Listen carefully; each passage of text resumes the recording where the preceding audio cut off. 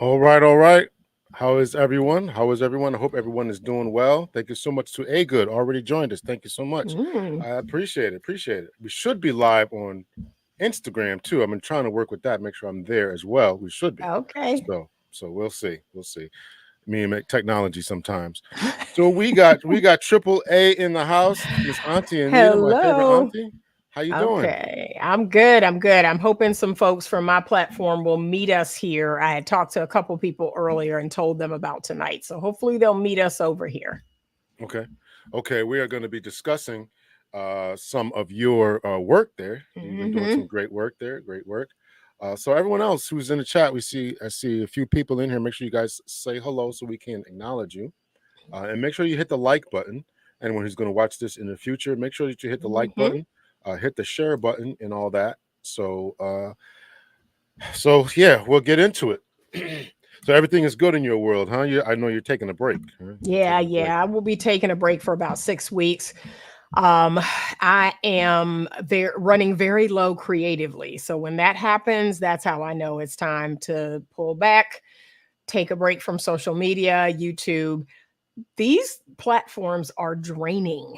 Like they are draining. The number of DMs I get, the number of emails I get, interacting with people in the comments, like it drains your energy. People have no idea how draining it is.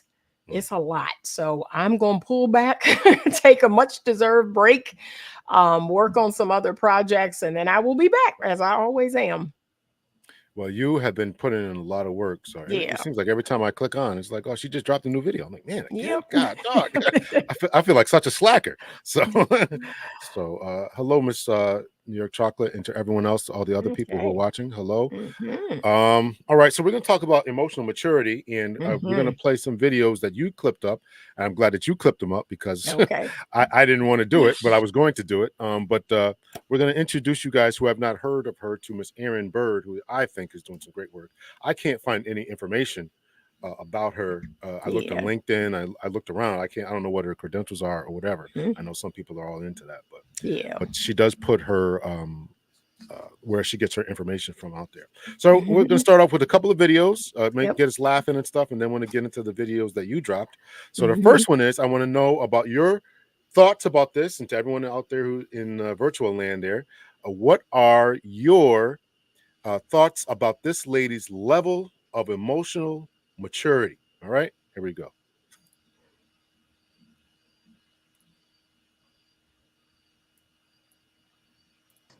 Like recently I matched with a doctor on a dating app and I was just like, I said, what do you do? He's like, I'm a doctor. And he was just like, I was like, okay, so what's your goals? He was just like, oh no, I kind of blocked you because like, what do you mean what's my goals? Is a doctor not enough? I don't want somebody who's content with where they are. A doctor is being a doctor is amazing. I understand what you guys go through to get there, but why can't you want more? I guess me having 3 jobs shows you that I'm never comfortable with being in one place. Not being he need to run for the president. He's already a surgeon, and that ain't enough for you.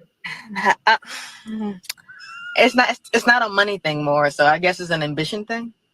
Shine bright like a diamond. Oh, Thoughts. Lord.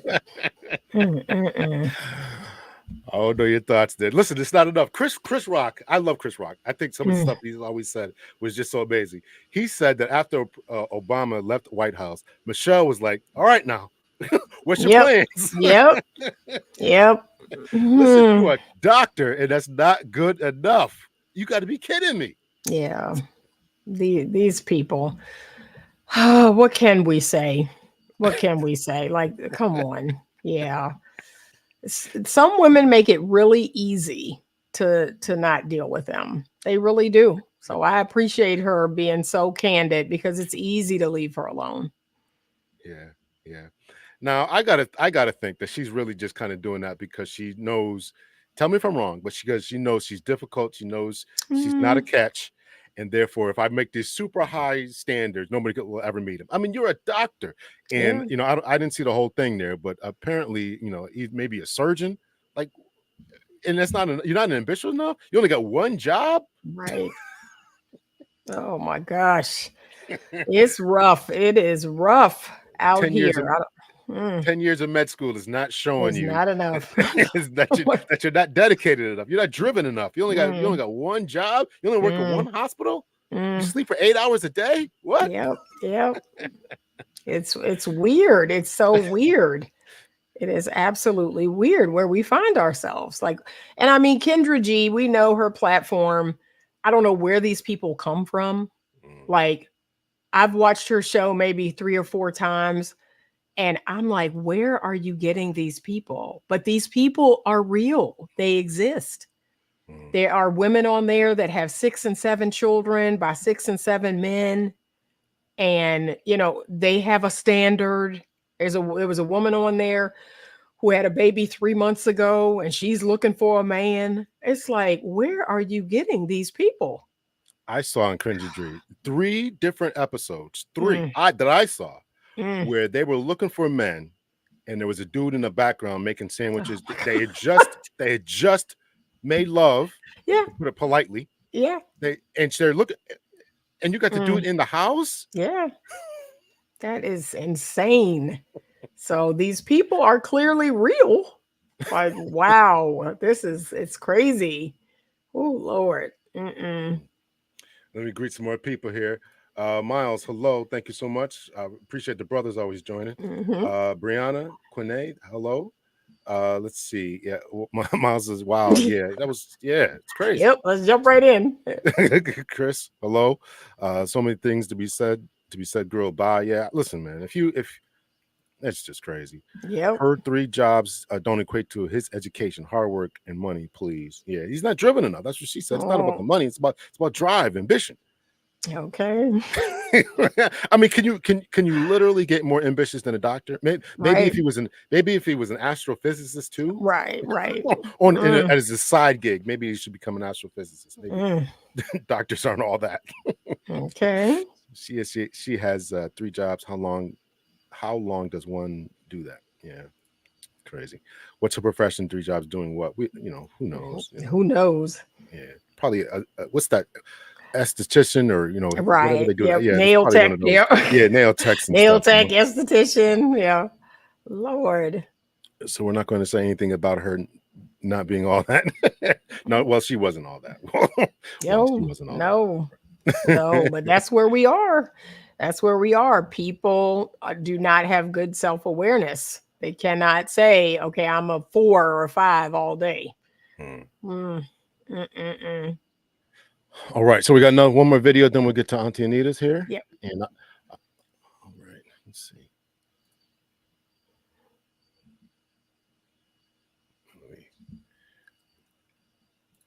Okay.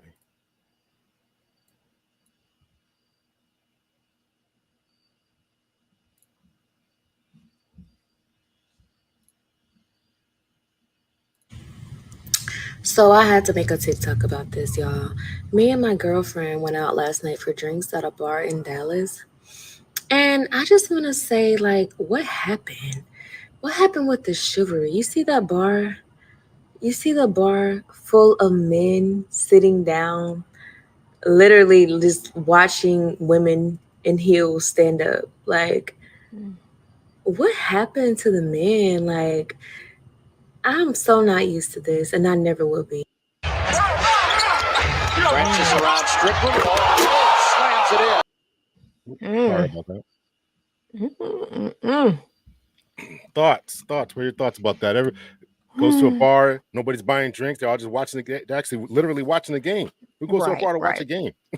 Yeah, but see well, number one, this young lady is probably late 20s, early 30s. So those men are totally different men raised by totally different people. And as we well know, we women, we have something to do with this also. So again, I'm going to keep saying it. As long as women are not good gatekeepers, as long as, they have these ridiculous standards, as long as, the price of sex is in hell. Yeah, this is what you're going to get. It's in a person's nature to do the least amount of work possible to get the most amount of outcome. So, yeah, that's kind of in people's nature to do nothing. And that's unfortunately where we are. What do you think about the equality that has been looked for? This is what was in the, I didn't go through the comment section, but if you read the comment section, they were talking about the equality. This is what equality looks like. You chose the bear, therefore we listened. Comments like that. What do you think about those types of comments? Well, that's the feminist approach. The feminist approach is men and women are the same and they should be treated the same and they should get the same. So that's the feminist ideology. And unfortunately, okay, if you want to be treated the same, I don't want to be treated the same. I want to be treated special. I want equity in my relationship. So we're different and we're each treated differently, but it is fair. So that's that feminist ideology that unfortunately the women wanted, to do what the men do, but this is the part that they're now saying, oh, but what about holding the door open? What about giving me your seat? No, you said you wanted to do what men do. So they're going to treat you just like a man. That's the bad news. That's what I think. That's what I think the majority of this was. I will pull up the comments so we can kind of go through them a little bit. But that's been said to me in multiple states, that holding the door thing. I don't need you to hold the door. Multiple states, like different ethnicities of ladies. So whatever's going on, it's not just me experiencing it, but this is what's going on culturally. So let's just check out a couple of these comments here. I don't know if you guys can see it all, but it says, who are you supposed to be? Y'all could have went somewhere else. Chivalry is dead. The modern woman killed it. The modern woman has 10 dating apps. She has a roster of 10 dudes. She has OnlyFans and Instagram. She's boss babe. She doesn't submit. Get your passport, fellas. She can, let me do that. 2 of 5,000 comments. Let's see. Let's just view a couple more of these. Let's see. Tired of y'all BS. Let's see. They should join them in watching the game, to drop the invisible handkerchief. You said that, right? Drop the handkerchief. You grew hair on your chest and face talk with deep voice, just to swag, drink hard liquor. I don't know what he's supposed to mean by that. I don't know what that is. But anyway, so it just goes on and on about that kind of stuff. Yeah. So, yeah. Yeah, and but that's this is what people are asking. This is what you asked for. Yeah. See, so you don't like, it, and it's, I mean, I hate to say this, but I'm gonna say it. So women to some degree want to cherry pick, right? They want to cherry pick when they want to have a vagina and when they don't. And in my world, no. Like I have it all the time. I want to be treated special, right? I'm not trying to do the work that men do. I'm just not interested in that. And the feminist women will say to me, well, Anita, you wouldn't have your home and you wouldn't have your credit card and you wouldn't have your platform if it wasn't for feminism. Okay. Being able to creatively express myself, again, I'm not looking to go into the military. I'm not looking to climb telephone poles, but yes, being able to creatively express myself. Sure. Okay. So great. And again, first wave feminism, I'm not mad at. I'm not mad at first wave feminism because it was about, yes, if men have access to these things, so should women. But we're way past first wave. We're in third going into fourth wave. So that's my problem. Like now they're saying we're interchangeable. We are not interchangeable. And so that's what you mean by fourth wave feminism to anyone who doesn't know. What explain that a little bit more. Well, it's gone from let's give women access to the things that men have access to. And I perfectly agree with that. I've always told people I do believe in gender equality. But now we've started this thing this is what a lot of people don't know historically about feminism. So feminism started out as a movement to help women, to inspire women, to help get them access to the things that men had access to. It was pro-woman. Now it is telling women to objectify themselves. Now it is in support of pornography. Now it is in support of sex work. That is not pro-woman. So now it's saying, yeah, we don't need these men, or it's not about lifting women up to an equal status. It's really about pushing men down. Like that's what it's become now. So it's not even a, wow, we finally standing beside men. No, we want men to cower. That's what it is now. So that's my problem. That doesn't make any sense. So we want to lift women up and push men down. That doesn't make any sense. But that's what's happened. So the rate of men going to college has gone down. The rate of men in certain jobs has gone down. And now women, oh, well, where are all the guys? Well, y'all wanted to do this. So yeah. You put the guys out of college, you put the guys out of certain jobs and certain, yeah, this is what you wanted. So yeah, that's the part I can't get with. So Brent says, I want to be treated like a lady, but I want equal rights as a woman. Can you have it both at the same time? I think so. I think equal rights speaks to humanity. So yes, I'm a woman, but I want to also be treated like a human being. So every human being, right? Men and women are both, in the same species. So yeah, I want to be treated like to be treated like a human being. But as a woman, I want equity. So I'm not looking for equality in my romantic relationship. I'm looking for equity. That's very different. Okay, I'm going to disagree with that a little bit. I want to be treated. I want equal rights as a woman. So you want to be treated just same as a man, right? Same as a man. We both go into a job. The best person is going to get it. We both, whatever, right? Now, but she also said, I want to be treated like a lady. So that there is a difference. There's got to be a difference. Holding the door. We talked about that. So there's a difference. There's a reason we held the door. The doors are bigger, heavier. You can go in first, get out of the range sooner, all this type of stuff. So can you be treated that way and still, I tell this, I before, a few months ago, I had this job. I had this job. I quit back in April, right? Yeah. I'm like, I can't do this anymore. So I quit this job, right? So there was a big, heavy water cooler. So I was one of the few guys that worked in the office. I would just look at the water cooler. I'm like, oh man, nobody filled it.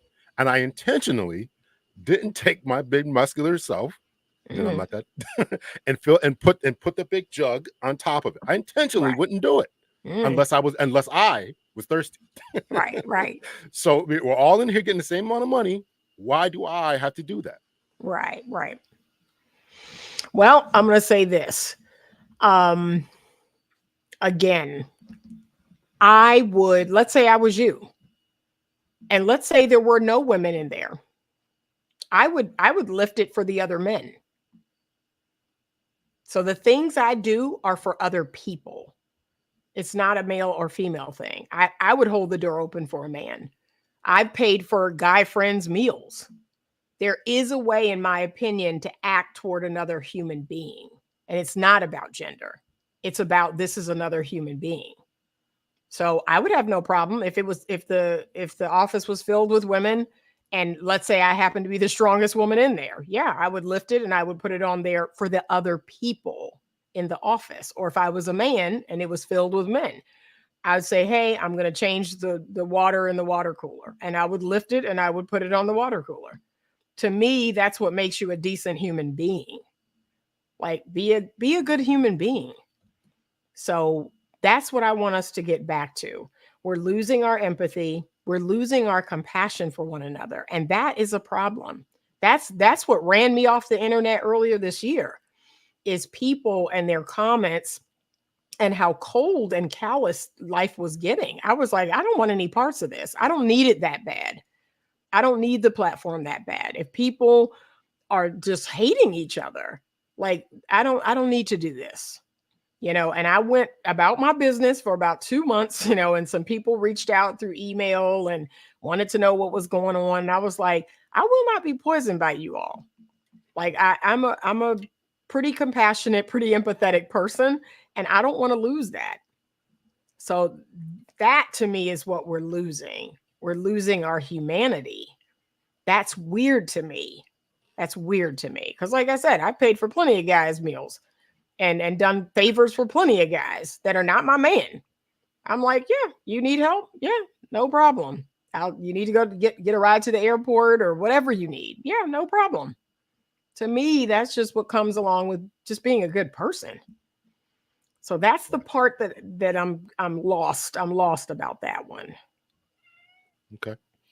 So we'll get into the main crux of our videos. We got 1, 2, 3, 4, maybe 5 videos.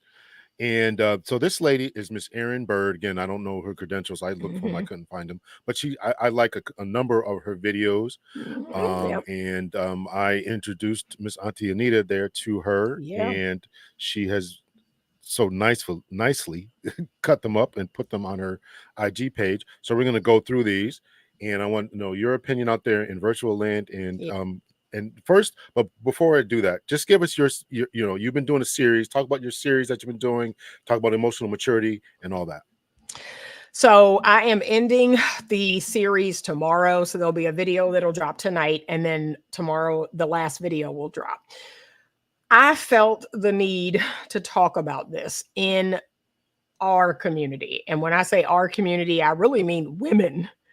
Amongst the women creators, I'm a female creator who actually creates content for women. And I felt the need to do a series called the AAA Tough Love series. And it was all about emotional immaturity and the signs of emotional immaturity in women specifically.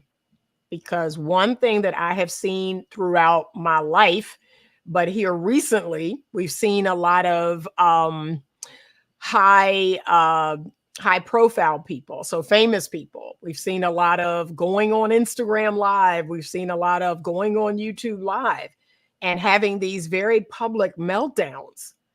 And that to me is the antithesis of the emotionally immature woman. And she's dangerous. This is what I keep telling men. She is dangerous. That's the first thing you want to assess about a woman is her emotional maturity. She's dangerous. So I did a series of videos where I talked about all the different signs of emotional immaturity in a woman. When I tell you I've gotten some wonderful emails, I've gotten some hateful emails, but I've gotten some wonderful emails from men and women saying, thank you. I agree with a lot of what you're saying. I have female friends. I have mothers, aunts, grandmothers, people at work that are exhibiting these symptoms. I'm like, yeah, they are. And it has to stop. People have got to grow up. It's funny to me that a woman will say out of one side of her mouth that she wants equality and she wants to make money like men and be able to have sex with whoever she wants. But then on the flip side, she wants to be treated like a princess. She wants the man, to pay all the bills. Like, make up your mind. That's the part that I don't understand. How is those things are juxtaposed to one another? So I had to make this series.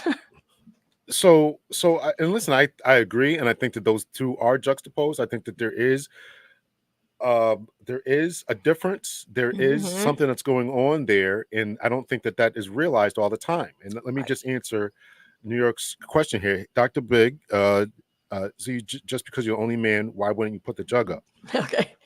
Because I listen. I know I'm going to turn a lot of you all off. I realize that, but I'm here for it. Because a lot of times when men are in these spaces, when you're before I worked at a job that was extremely male dominated, right? There were men. It was a police department, all men. So then I started working in the college atmosphere, and before I worked at the police department, I worked at a bank, and it was always.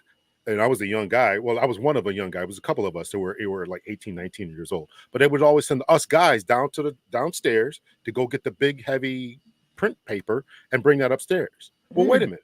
Why are we all the guys got to do this? So you guys are, and they were all making more money than us. So you guys get more money. You're going to send the guys downstairs to go get this stuff. So I just felt as if in 2024 that if we wanted to talk about equality, then everybody's drinking the water. It's not just me drinking water. You guys drink the waters too. So why does the man have to do it all the time? Tell me I'm wrong about that. Tell me I'm wrong. So, and as Auntie Anita just said, and forgive me if I'm, correct me if I'm wrong, you just said that a lot of times women want to be paid as much, they want to do as much, they want to do the same things, but yet they want to be treated like princesses. You can't have it both ways. Right. They're trade-offs. They're trade-offs. And guess what? Emotionally mature people know that. They know that life is about trade-offs. So when I was staying at home and I was being provided for by my husband and I wasn't bringing in any income, I lived in my mind, I lived a pretty cushy life. I lived in a beautiful home. I drove a BMW. I was there for my children and got to go to lunch during the day or get my toes done or get a massage every now and again. However, I was 100%, responsible for our home. I made all the meals. I did all the cooking. I cleaned all the clothes. Like that was the trade-off, that I, didn't have to answer to a boss, but I did have to do everything related to my home. So life is full of trade-offs, and we don't talk about that enough. But emotionally mature people understand that they're not going to have it both ways. So please decide and live with it. Yeah. So New York Chocolate and I are going to have an argument here, but Okay. listen. I understand this. I understand it's wild. So, but if you want to hear more, listen. That's just my philosophy, and listen, I would change it. I mean, eventually, I want something to drink. I would change it, but I wanted to I got to make a point. Listen. Right. This is the world that we all live in. Everybody in there was highly educated people. This is like a colleges, university. We're all equal. We're all getting the same amount of money roughly. Why do the men have to change the water? I can't hear. So anyway, we'll get off of that. You want more, Miss New York? Send me an email. Okay. Dr. Nicole Brantley is in the house, womb therapist. Thank you so much. Hello to you. I'll say some more hello to more people. High vibe. If I missed anybody, Glorious Love is here. Brianna, I think I spoke to everyone else. So hello to everyone else. Steph Bell. Yeah. And so that's it. All right, so we'll get into a couple of these videos. So this is one of the videos. This one says, what does an emotionally immature woman look like? So this is the first one that's up. So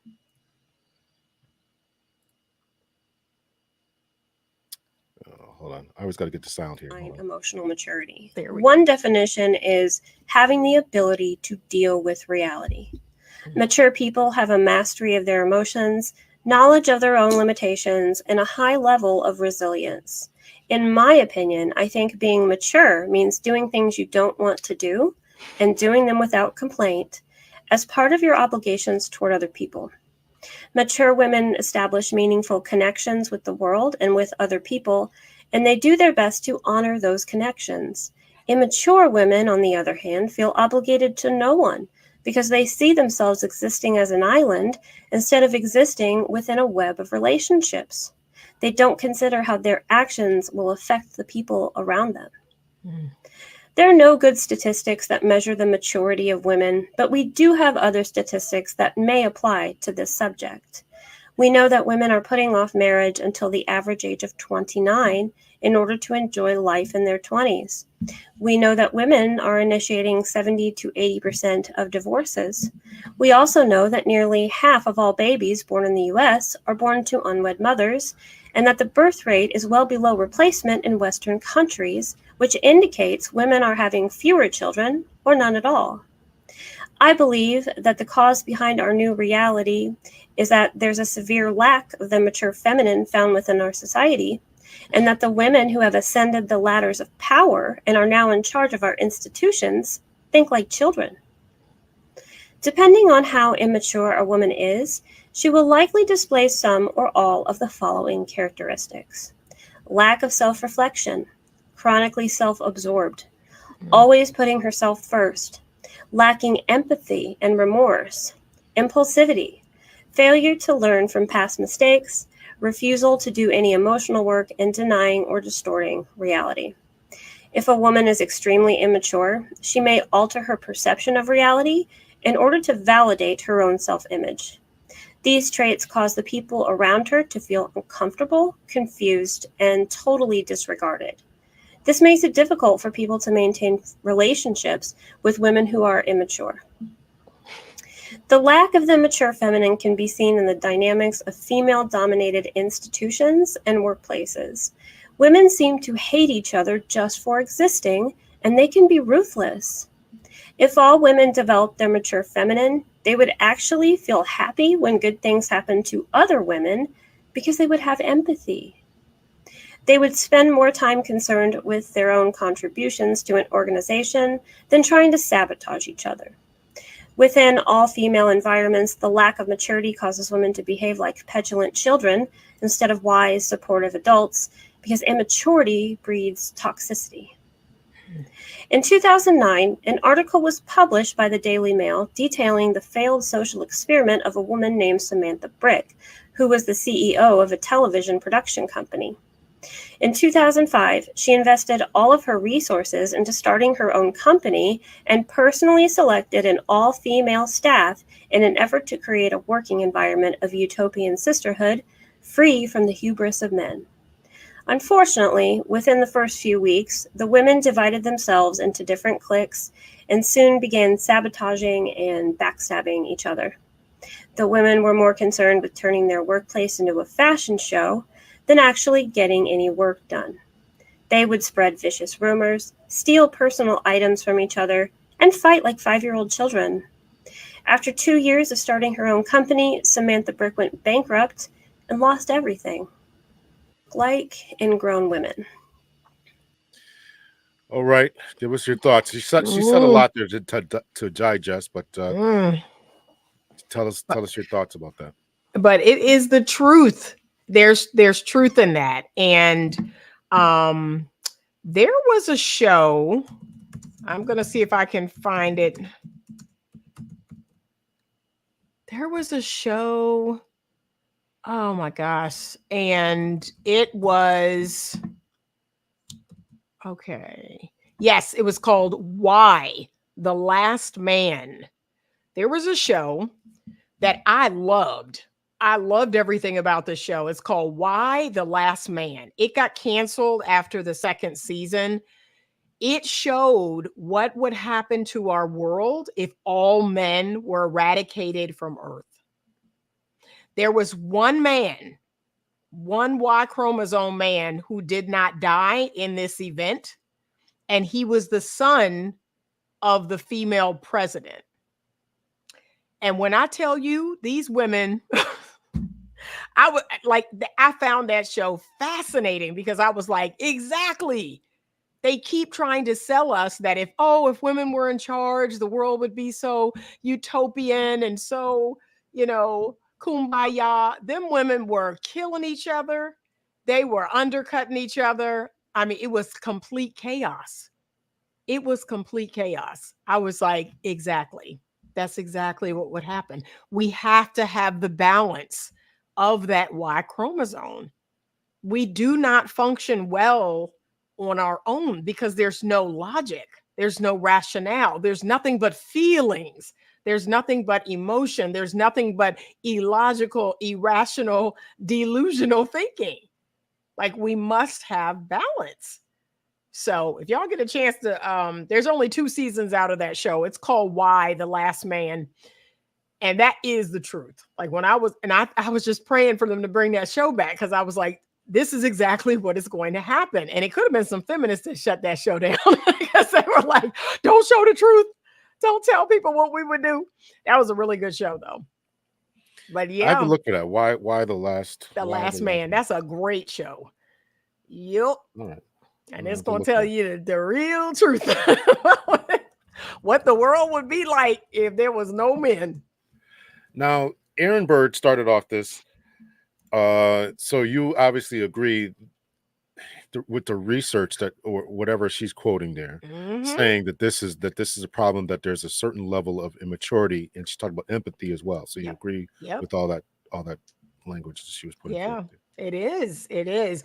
And again, when a woman is emotionally immature, she does not have a good grasp of reality. So we see this all the time with women who are a 4 or a 5 and they want a 10, right? They do not have a good grasp of, I'm a 4. I'm a 4 all day. Like, no, baby, I'm a 10 and I deserve a 10. I'm like, no, you don't. But why do those same women who are a 4 say that they are a 10, they deserve a 10, but have no problem saying to the guy, no, you're only a 5, I deserve somebody higher than you? How can they process that? I mean, but it's because women as a gender have been pedestalized in our world. We've been pedestalized. We've been made to believe that men are the lower species. We're the fair sex, right? We're the better half. Think of all the language that we've used for hundreds of years. And women, even the ugliest of women, they're like, well, I have a vagina. I have a vagina. That immediately makes me valuable. So they've been taught this forever. So I want to, let's see here. Let's see. High Vibe says, we're back to this here. I'm a nurse. We lean on male nurses to assist, and male nursing assist to lift and transfer patients when they're available. We make the same money. The men enter the female dominant. Again, that just proves my point. So we're all making the same amount of money, but now you're asking the men to do extra. Now let's just say there was a complete shift. There's a complete shift. First shift, there's no males on working that shift. Whatever. Let's just say it's 40 nurses. They got to do the lifting, the cleaning, taking people in and out of the bathrooms, all the stuff that occurs with that. Second shift. No, let's just keep on with first shift. First shift the next day. Now there, because of people's days off and stuff, now there's 5 more males working. So there's 35 ladies and now 5 males. Now the males got to do all the extra lifting. We're all getting the same amount of money. Mm-hmm. The same philosophy that I have with the jug of water. We're all getting the same amount of money. I shouldn't have to do extra work. Mm-hmm. I shouldn't have to do extra work. Now let's just say it's not a physical type of job we're talking about. Let's just say right in the field that I was at. Again, it's a college university, right? We're all working on some project, right? We're all working on some project. Everybody's got to turn in what they got to turn in as far as this project. We're all looking to see how we can recruit more people to come to the school or something. We got to turn in, some survey data and all this kind of stuff. Now, what if I said to you, well, ladies, you guys, and this has been documented, ladies actually do a better job with attention to detail. Ladies actually do a better attention to detail, right? Yep. Ms. Auntie Anita is co-signing this, right? Ladies, yeah, the research has proven, yeah. Yes, they're better. Now I said, now the dean says, oh, listen, all the ladies got to do, you guys got to do all the proofreading. Right. What? Mm-hmm. Why do I got to do the proofreading? We're all getting the same amount of money. It's the same principle. That's why I didn't want to change the jug of water. So, yeah. All right. No, I'm not bitter. I'm just trying to make a point. Let's see. I think that's. Right. Okay. Here's another one. Right. High Vibe. Unless I have one of those lifts, I'm not hurting myself. But you entered the field. Mm-hmm. You entered the nursing field. You knew what it was going to take to get these bodies from one place to another, to sit people up, to prop them from one place to another, whatever. Mm-hmm. Okay. I listen.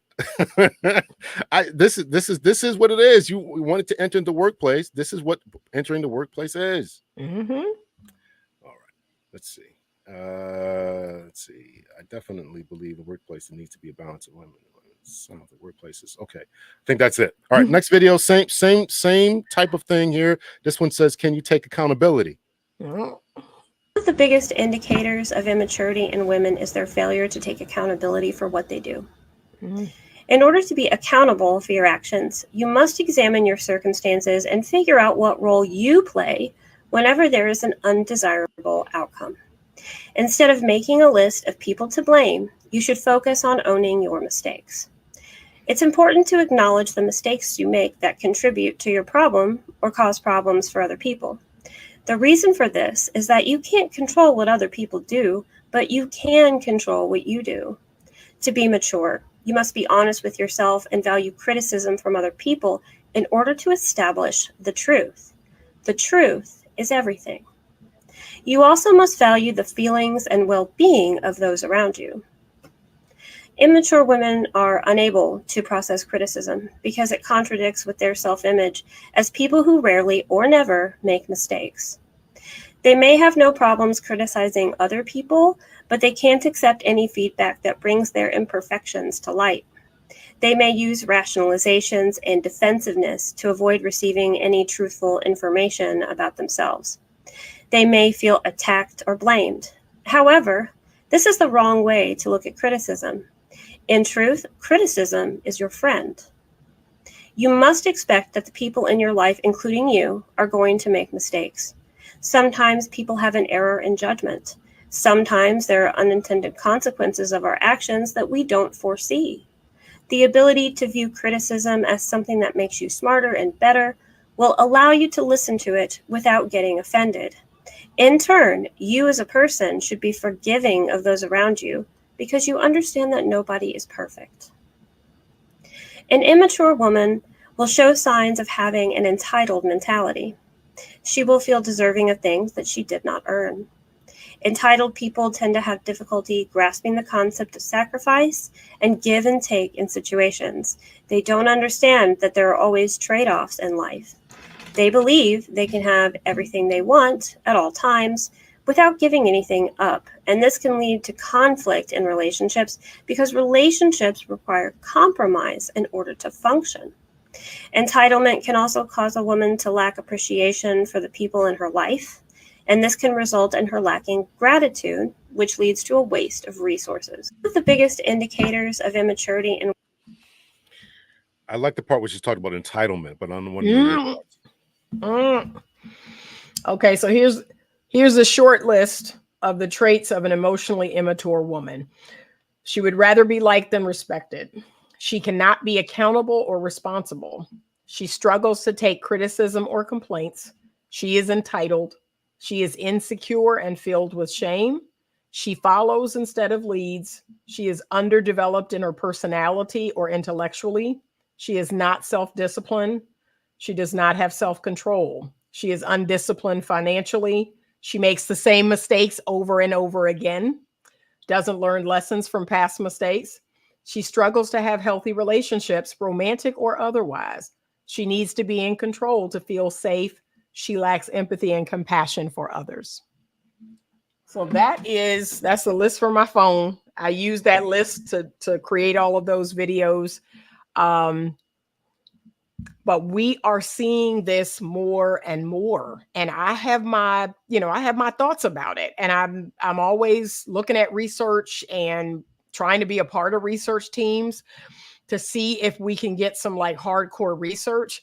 But like she said, I think it's the fact that women are putting off marriage, women are not having children, so those things naturally help us to grow up. They help us to move through Erik Erikson's developmental stages.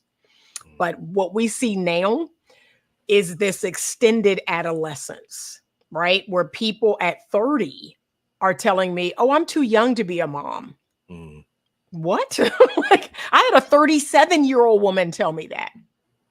When I suggested she was dating a guy for a year, I said, so like, what's happening with this? Are you all going to get married or have a family?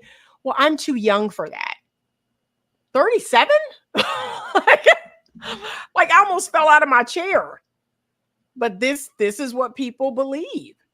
They believe that even in their 30s, they're still this young, no, you're not.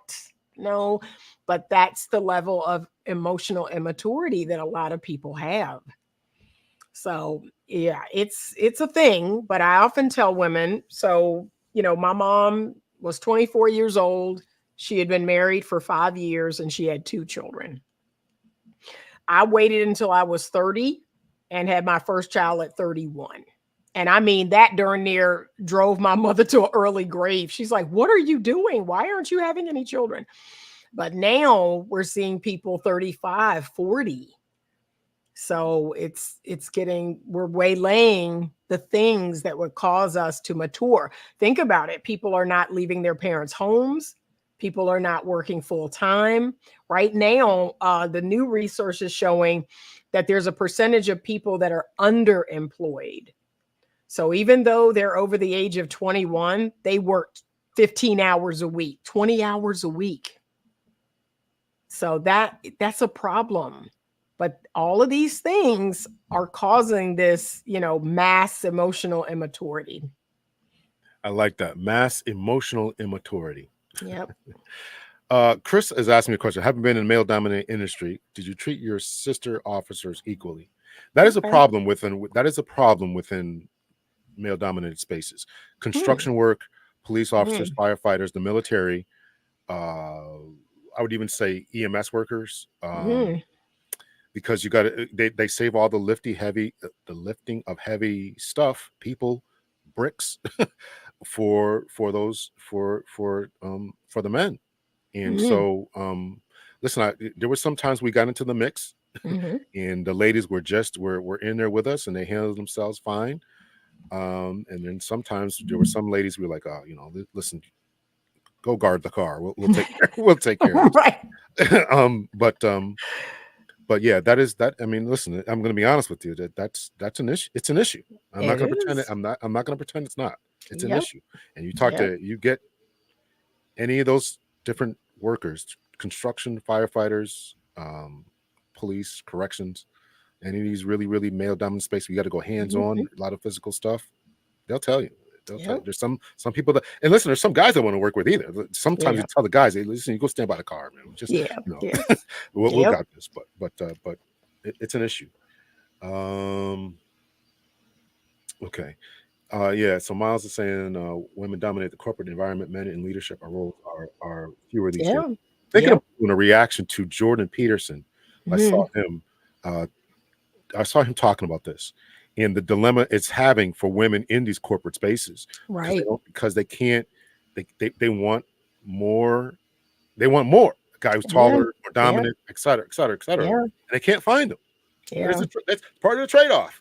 You want the water cooler Yeah. change. True. And You yeah. can't have it both. You can't be sitting in the C-suite and then Exactly. expect and then the Exactly. guy who you're taking a guy spot. That's just the way that it Exactly. is. It's just the way that it is. Exactly. So there are certain women. So let's take Oprah, for example. It's unlikely that she's going to meet a man who is doing better than her. And she was smart enough to say, you know what? Stedman is good enough. Stedman is good enough. I won't marry him, but I will have a life partnership with him. And that was smart because she knew that wasn't going to happen. That's not going to happen, especially if she wanted a black man. That was not going to happen. So Stedman was good enough. She knew the trade-off. So I wish more women understood that. There are trade-offs. Yeah. All right, let's get into this is a this is one as immaturity caused by trauma. So you might talk a little bit about what you said. Mhm. Immaturity caused by trauma. Origins of immaturity. There's a concept in developmental psychology called arrested development that refers to what happens when a person gets stuck in an earlier stage of development due to some trauma that occurred as a child. Psychologist Erik Erikson theorized 8 stages of psychosocial development, and Jean Piaget postulated that there were 4 stages of intellectual development. Arrested development is a syndrome that is characterized by mental and emotional stagnation and leads to emotional dysregulation, failure to launch syndrome, and problems with social skills. The person continues to mature physically, but they maintain the mentality of a child and may have trouble processing their feelings effectively. The kind of trauma that results in arrested development is subjective, and the impact varies based on how the child perceives the incident and how much support they receive from adults at the time it happened. Abuse, grief, and neglect are all potential forms of trauma that can be responsible for the stagnation. This idea is used to explain childish and narcissistic behavior in adults.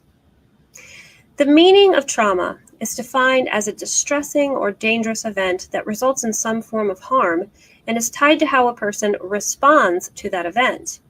We know that children are supposed to have specific experiences in their lives, and if they receive the wrong experiences, then there's an increased likelihood that they may develop a mental illness.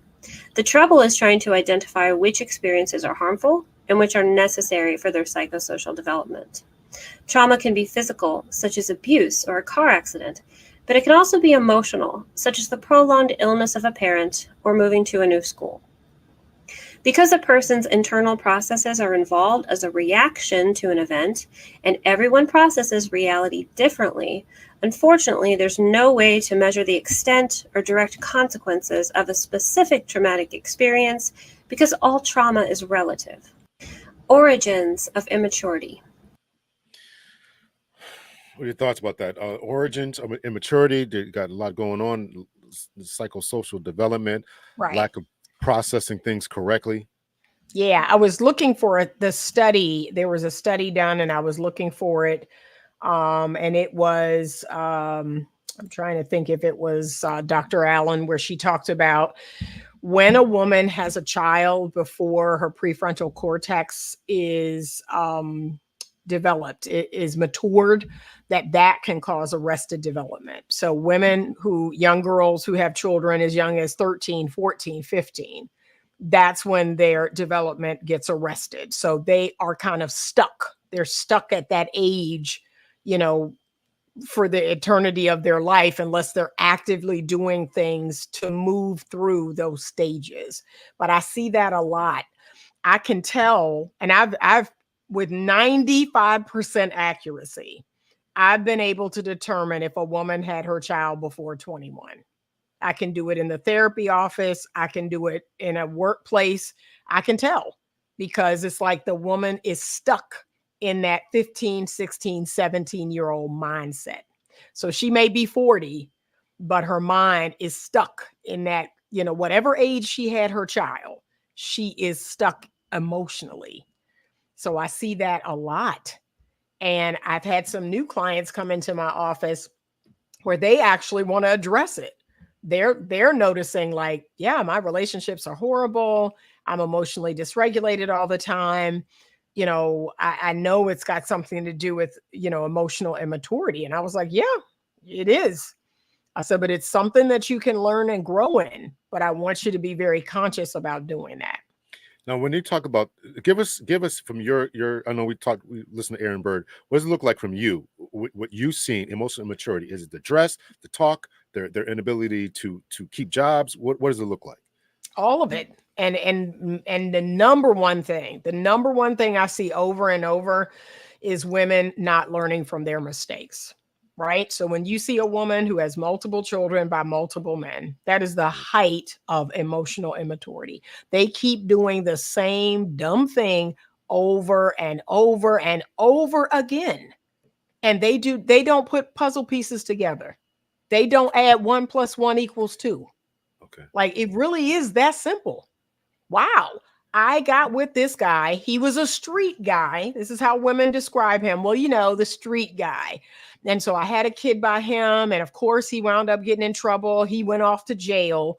Then a couple years later, I met this other street guy. Why are we still dating street guys? And then I had a child by him. And, and let's say this, even if it isn't the street guy, you will date the flashy guy. You will date the charismatic guy. You will date the emotionally unavailable guy, right? It's still the same guy. You'll date the same guy over and over, and you'll get the same results. And then you'll think, oh, well, it'll be different the next time. No, it won't. Is there a way to really kind of grow out of this, where they stop making these same type of mistakes? Is it possible? It is possible. I have a woman now that I'm working with who's 38, and she had her child as a teenager. And she, had an epiphany. She had an epiphany, and she hired me, and she's been coming to therapy every week. But she had an epiphany that, you know what, I think is me. I think, something's going on with me. So we're doing that work. One of the things that I told her, and, I said, you're not going to like this, but there are principles in which you have to live by. So one of the things that is going to be in the new revised and expanded version of my first book is called the 21 Feminine Principles. And when women follow those principles, they tend to have a pretty good life, right? But again, the emotionally immature woman doesn't like rules. She doesn't like principles. She doesn't want to, discipline herself in her flesh. So that in and of itself is a problem. But I say, no, there's principles you need to live by, right? Well, people ask me all the time, like when I got a divorce, oh, well, what if you meet the love of your life? Don't you want any more children? No, I've had them by that one man. And that's, to me, a feminine principle. I don't have multiple children by multiple men. It's a done deal. So, yeah, I'm done. We talked about the trauma that goes on And I think that again, we're going to bring it back to the feminism idea here, that there's been such, as you mentioned before, there's been such a pedestalization of Right. ladies, and there are no consequences. We see, obviously being in the Right. criminal justice world, we could see it all the time where a guy would do something and he'd get 5 years in jail. A woman gets probation. We don't even know how to really hold them accountable, either because we're infantilizing them, right? We're treating them like little children.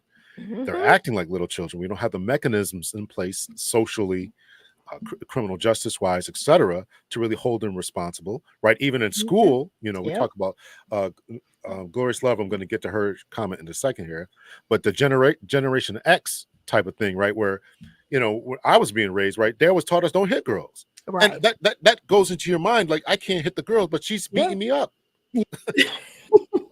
So there's no way they were never held accountable, right? The boys would be sent to the office and all this kind of stuff, right? Yeah. So this is just feeding into this generation. Now we got 20-year-olds doing the same thing because Generation X went through it, because we still haven't figured out this. What we're talking about here is that we gotta, just like you wanted guys to step up, the ladies got to step up and develop their emotional maturity. Am I wrong about this? Or Yep, they sure do. They sure do.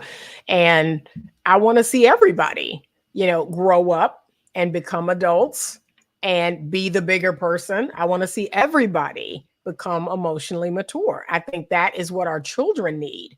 That's the number one reason why I advocate for it. Yes, it's going to make your life better, but it's what your children need. So I have 3 children, and I am the bigger person in my house all day, every day. I am, the one that's making sacrifices. See, emotionally immature women don't make sacrifices. I do things all day that I don't want to do. But that's what my children need. And that's what we're missing. The one thing that's irritated me about modern day society, this is what makes me want to leave society alone.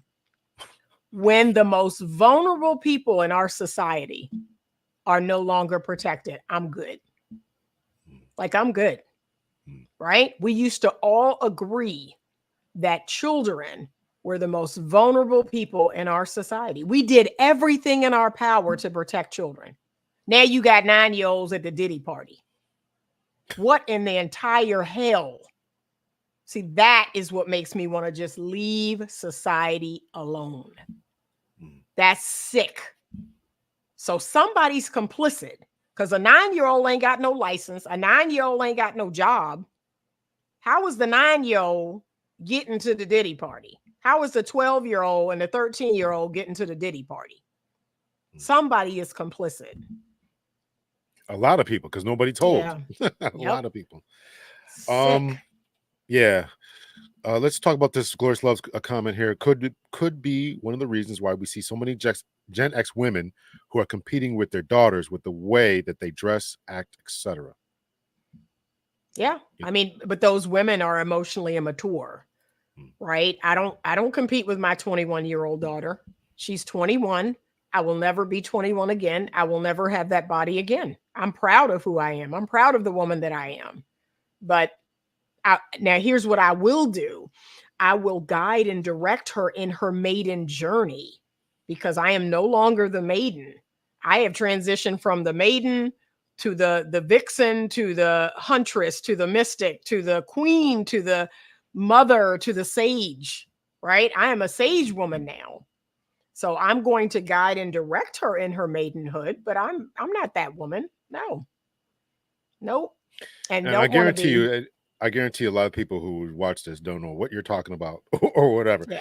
But we tune into your show to talk about it, because those different levels of women, and I didn't know what they were either. Right, the feminine archetypes. The feminine archetypes. Yeah. So Right. I thought they were talking about Game of Thrones, right? The seven gods or whatever in the Game of Thrones. But yeah, these are different stages. Right. And when I went through what I went through, right, I had to go see a therapist, and he said, listen, it's time for you to enter into this mystic type of the old man in the mountain. Everybody comes to see you, right? You can't run around in the woods anymore.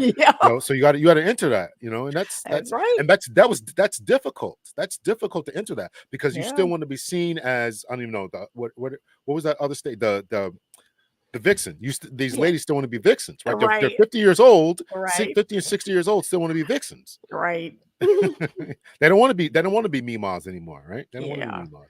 And it's not to say, here's what I tell those women. If you have a man at home, if you're married or you have a man at home, right? You could still drop it like it's hot at home, right? You can still do your thing at home.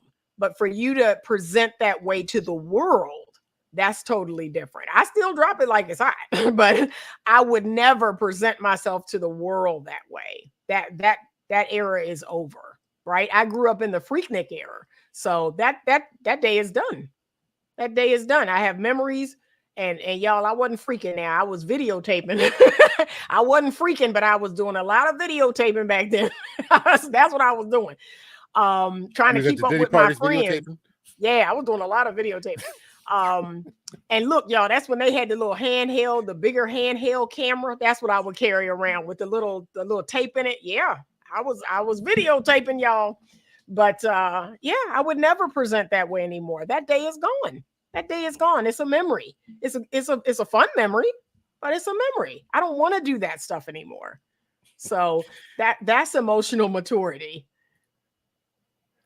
Let's see. Miles Bachelor says those Gen X women are using the same dating apps as their daughters. Yeah, it's the truth. Yeah. It's the truth. Hello, Sassy Red Cutie. Isn't emotional immaturity also connected to achievement? I find people stop maturing at the point where they peaked, so to speak. I would say this. I would say emotionally mature people do not put all their worth and value on achievement, right? So I've reached a point in my life where, I've done a lot of great things, but that doesn't determine my worth and value. And I have a couple of women in my practice who are what they named themselves this. I'm a success addict. I'm addicted to the success of my company, or they're in this like multi-level marketing thing and they just want to go higher and higher and higher. Yeah, to me, those women need to mature. They need to understand that their worth and value is not tied to this success. That at some point they should feel content with their life and their work. So they're willing to like destroy their marriages over it. And I'm like, that's not good. Or they're willing to look over a doctor because they got 3 jobs. Right. Oh, right? Lord. Emotional immaturity, right? She just was all on display. All right, let's do so you guys can go over to Aaron Bird. It'll be in the comment. It'll be in the comment section. So are you good for time? How much time you got? Yeah, no, I'm good. Okay. All right. So I want to do at least 2 more of hers. And this one is about a promiscuity that is bad for women. This is a different video. So you guys can, I know, right? We're really kicking a hornet's nest tonight here. Y'all make sure y'all hit the like button.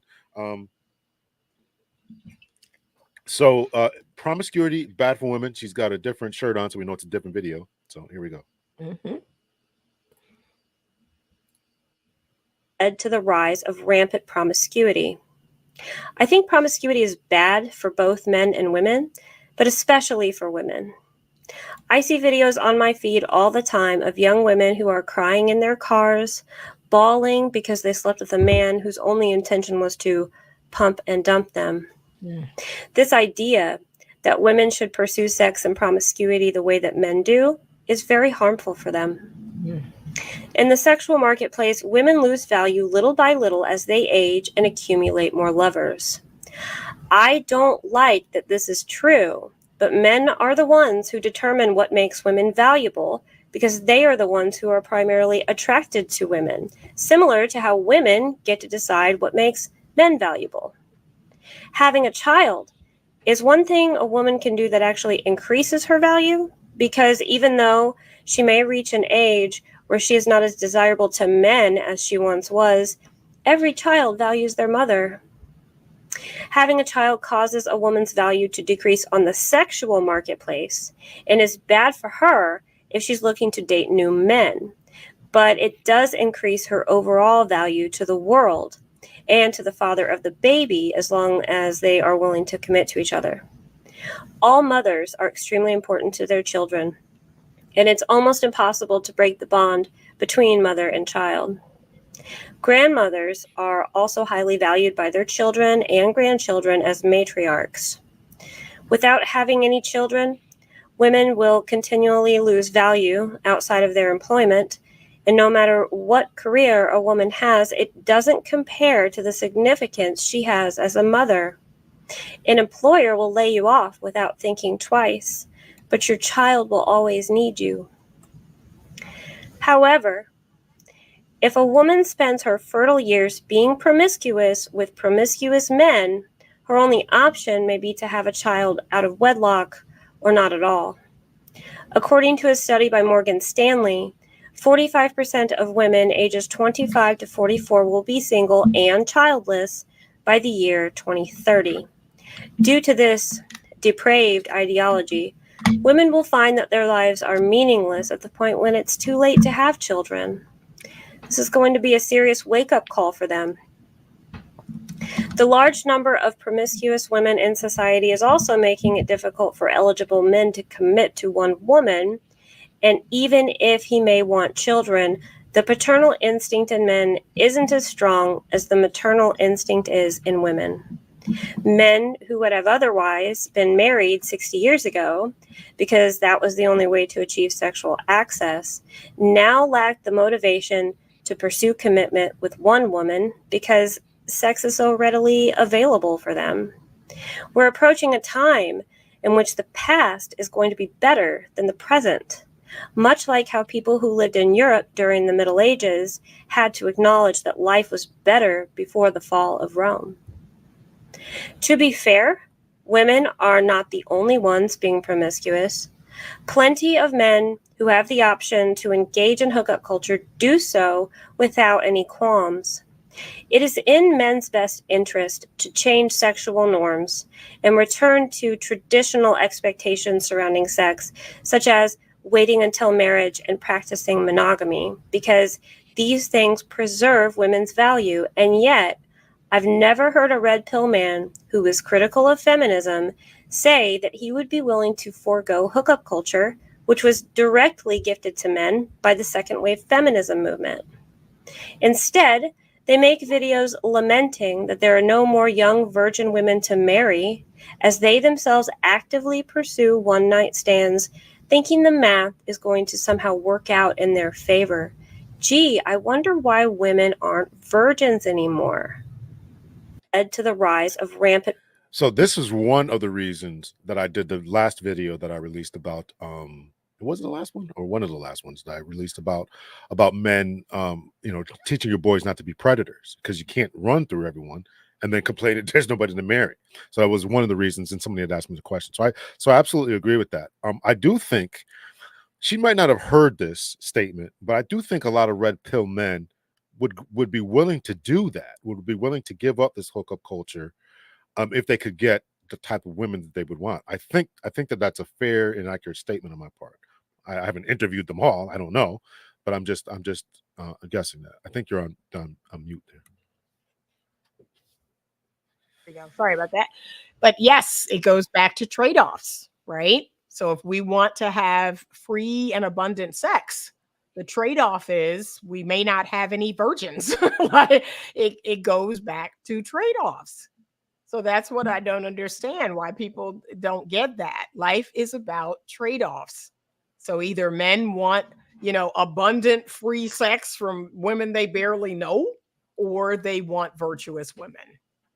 Okay, so that, like I said, but yes, you have to be blind, deaf, and dumb as a woman if you do not understand that being promiscuous as a woman is a net negative, period. 95% of the ill consequences of sex falls on the woman. So you just want to be, you want to be blind, deaf, and dumb, because like I said, common sense will tell you that. So, and this is again my point about there's no consequence or way to hold the ladies responsible. I don't mean to be one of those guys who are picking on the ladies. Mhm. But if there's no consequence, like we talked about the criminal justice system, and we talked Right. about, you know, growing up in schools, there's all the consequence. Before, women had to be very selective because you could not only have a baby, you could come down with an STD. I mean, it could Yep. literally, having sex outside of marriage, quote unquote, could Yep. literally cost you your life Yep. through pregnancies Mm-hmm. and through STDs. Yep. So that has been taken away wholesale. Well, not, I mean, there's Mm-hmm. still people, you know, particularly in the first world, it still happens, yes. But generally, you know, we take a couple of shots of penicillin or whatever the Yeah. latest thing is, and, you know, go see a doctor, and if things go wrong, you get a C-section, and you know, you'll live to tell the story. But Right. that wasn't the case 150 years ago. Mm-hmm. 60, 70, 80 years ago. It wasn't the case. Right. Yep. So the consequence is not there. So now the gloves are off, and they just, oh, it's just free, burning bras and whatnot. Mm. But the emotional, psychological It's still there. problems is See? still there. The emotional consequences are still very much there. The social consequences are still very much there. The last I checked, no man wants to wife a woman that's been ran through. That has remained constant throughout time. And women are going to have to accept that. Just like I don't want 100-pound playing video games, unemployed, unattractive man. I get to determine what is attractive in a man. Women and men get to determine what is attractive in a woman. And so again, emotionally mature people know this. Like that's not anything for me to argue about, because I know that.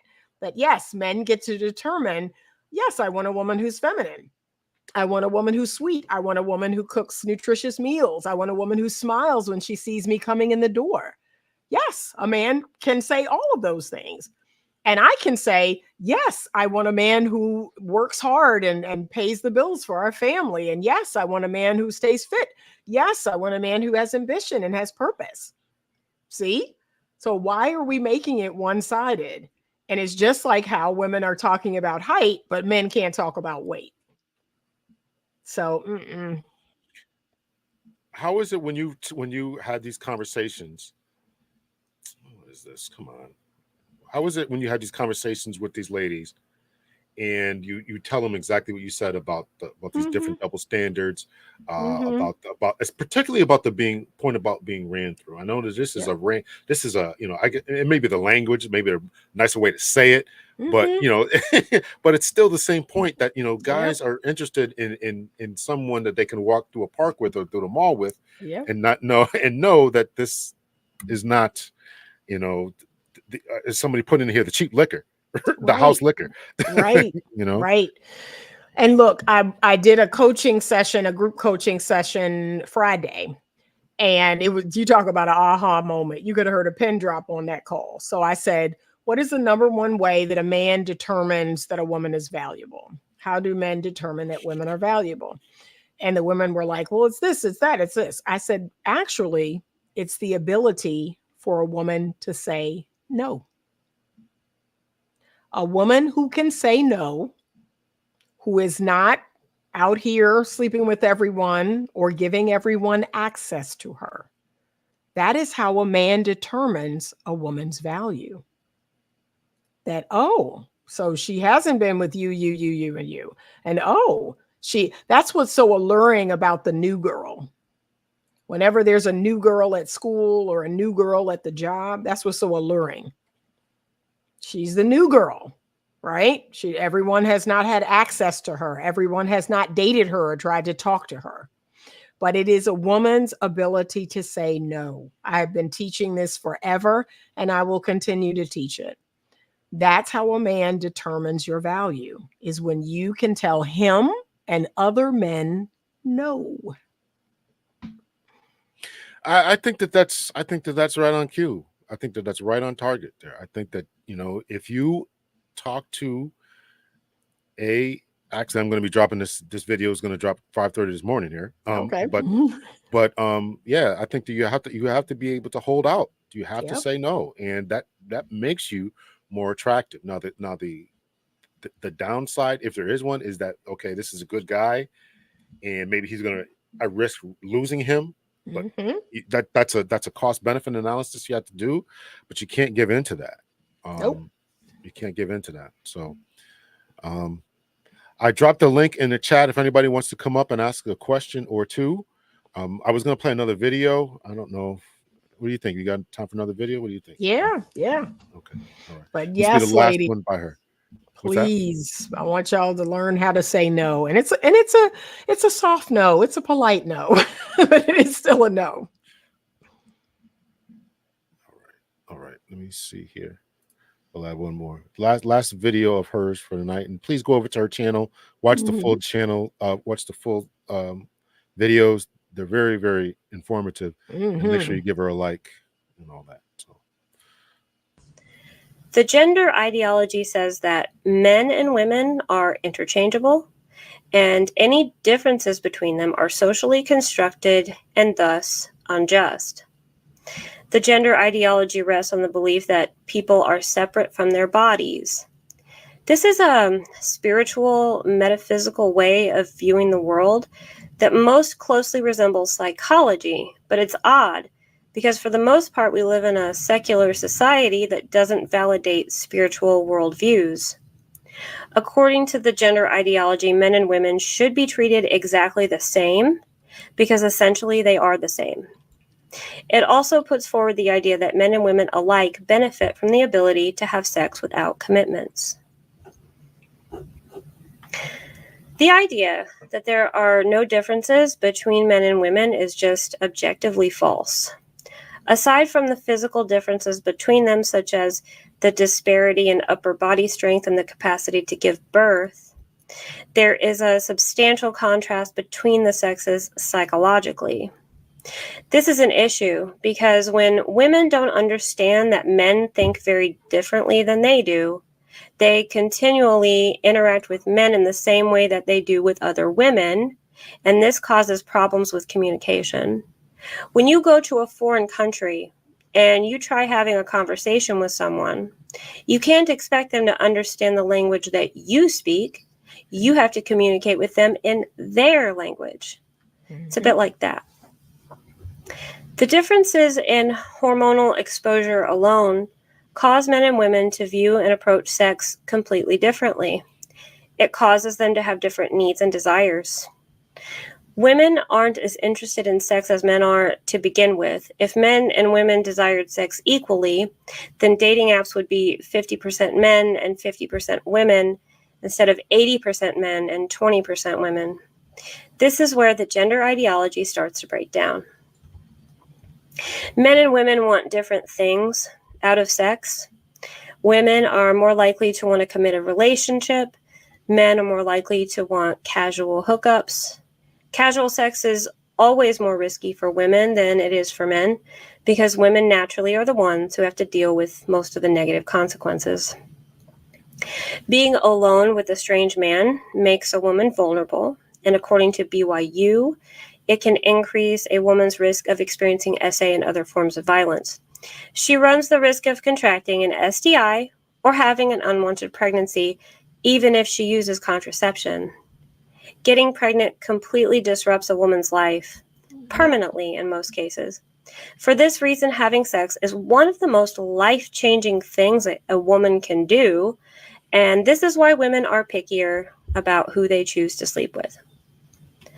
Men tend to view sex as a gain or a win, but for women, it's usually a net loss. When a woman has sex, her objective value decreases because men see body count as a measure of a woman's worth. She's much more likely to feel bad about herself after she has a casual sex encounter. It may cause her to lose self-respect. Sometimes her reputation is damaged. Additionally, women are much more likely than men to form an emotional bond with their sex partner. And if the guy sleeps with her once and disappears afterwards, that experience can be quite painful. And so there's an emotional risk involved as well. There are podcasts that exist to teach women how to sleep with men without developing feelings for them. The only time a woman actually gains something out of sex is when she gets pregnant, and that's only if the pregnancy is wanted. Obviously, there are women who want the same thing that men do out of a dating app. They want to hook up. They want the attention and the validation. They want to be shown a good time without any attachments. But in general, most women want to meet and date men who will eventually become their husbands. The gender ideology. Sleeping with Yep. people that you don't know. Yep. You know, is there a way to defeat this in your estimation? Is there a way to defeat this current situation that we find ourselves in, where these, as she's mentioned, there's podcasts telling women how to Yep. be unemotionally attached when sleeping with people and all this kind of stuff? Well, think about it like this. We have already adapted to the other side, so we can adapt back. We've already adapted, right? 50, 60 short years ago, most people, let's say 60, 70, I'm thinking of my grandparents. So let's see, my mom was born in 1944. So let's talk about before 1944, but even in 1944, 1950s, you know, my mom was encouraged to marry my dad, you know, not to be sleeping with him outside of marriage. So think about what life was like then, and now we've adapted. We can adapt back. We can adapt to something different or something better because we've already adapted to something worse. So yes, it's totally possible. The pendulum has gone from one end all the way over to the other. It will come back. And that's kind of what we're starting to see with movements like the 4B movement, MGTOW. We are starting to see that. Men and women are becoming separatists. So I believe it will come back. Now, I'm going to be honest. I don't know if it will happen in my lifetime. I hope it happens in my children's lifetime because I want them to get married and have a family. But yes, I do think we will come back. Because again, we have not changed as a species for thousands of years. We have the same brain. You know, we really have not changed. So even though the iPhone has been invented and the computer and the World Wide Web and all these things, our brains, our system has not changed in thousands of years. So all of this is one big experiment. I think it is going to come back. I do. And a good friend of mine and I were talking yesterday, and he was saying, you know, the fact that people are now entering into these lavender weddings, these lavender marriages. I don't know if you've heard of that, but it's basically where gay men are marrying women, or two friends, like me, let's say me and my guy best friend. We make a pact that if neither one of us is married in 2 years, we marry each other. And so we marry each other and we have a marriage, we have a partnership. We vow to take care of each other. We share a home, we share expenses, and that helps us to live better because look at what's happening with the economy. Like if you're single right now and you're living on your own, most single people are struggling. So that lavender marriage could become a thing, you know, where women just decide, you know what, I'm going to marry my gay bestie. We'll share health insurance. We'll share a home. We'll share bills. Like I'll have a good life. It just won't be like a romantic relationship.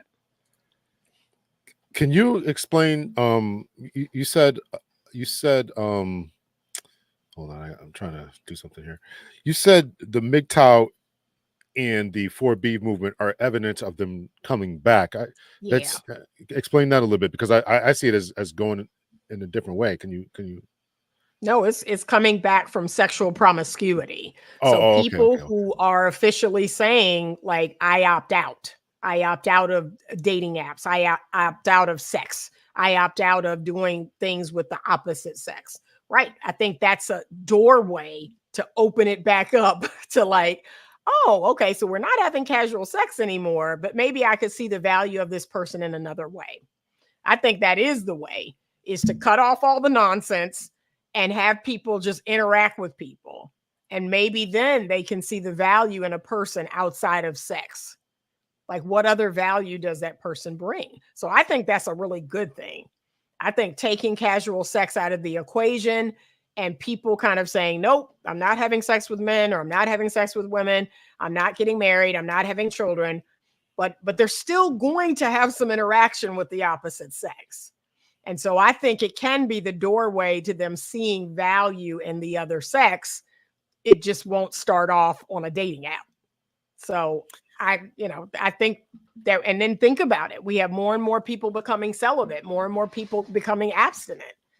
It's like a whole thing now. Every other person I meet is abstinent. So are you aware of an Australian lady, Benita? Oh man, Benita. She's got a funny name, but she talks about men in sexless marriages and how bad it is for them, and why women are being cruel by doing it. Are you aware of her? I'm not aware of her, but I know it's a breach of the contract. It's a breach of the covenant. I mean, the Bible even tells you that. The Bible tells you that marriages are not meant to be sexless. So the wife is in breach of the contract. She's in breach of the covenant. So what? I want to send you some stuff. Okay. Maybe that'll be for next show because that's an interesting. There's so much to unpack with that. So I don't want to go down that road right now. All right. So the chat is open. The link is in the chat. I see some questions here if anybody wants to come up. Otherwise, we will call it for tonight, and it's been a great show. Let's see. Miss RN says, I dated a guy that asked I not wear heels on a date because I would be taller than him. I'm 5'7", and he was 5'9". I don't think that is abnormal. I call myself Big L, but I am not a big tall guy. I'm not 6'5" or anything like that. So I particularly like my ladies shorter than me. So I choose the size of women that I date. So I don't think that was abnormal of him. Probably nothing more than 2-inch heel, but that's going to depend on the guys. I mean, that's going to depend on the guys. What say you about that? What are your thoughts about that? I have opened up in the last probably 10 years. I've opened myself up to dating men that are 5'8", 5'9".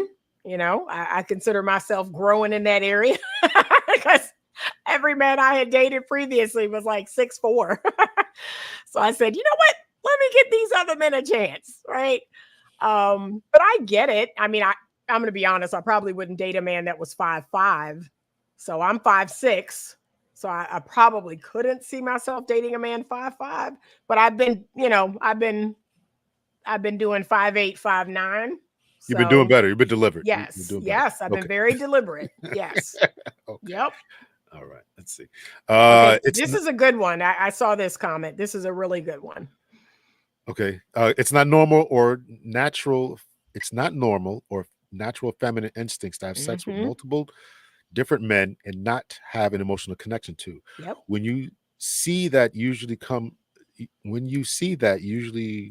some form of trauma was present beforehand. Yep. And she is correct.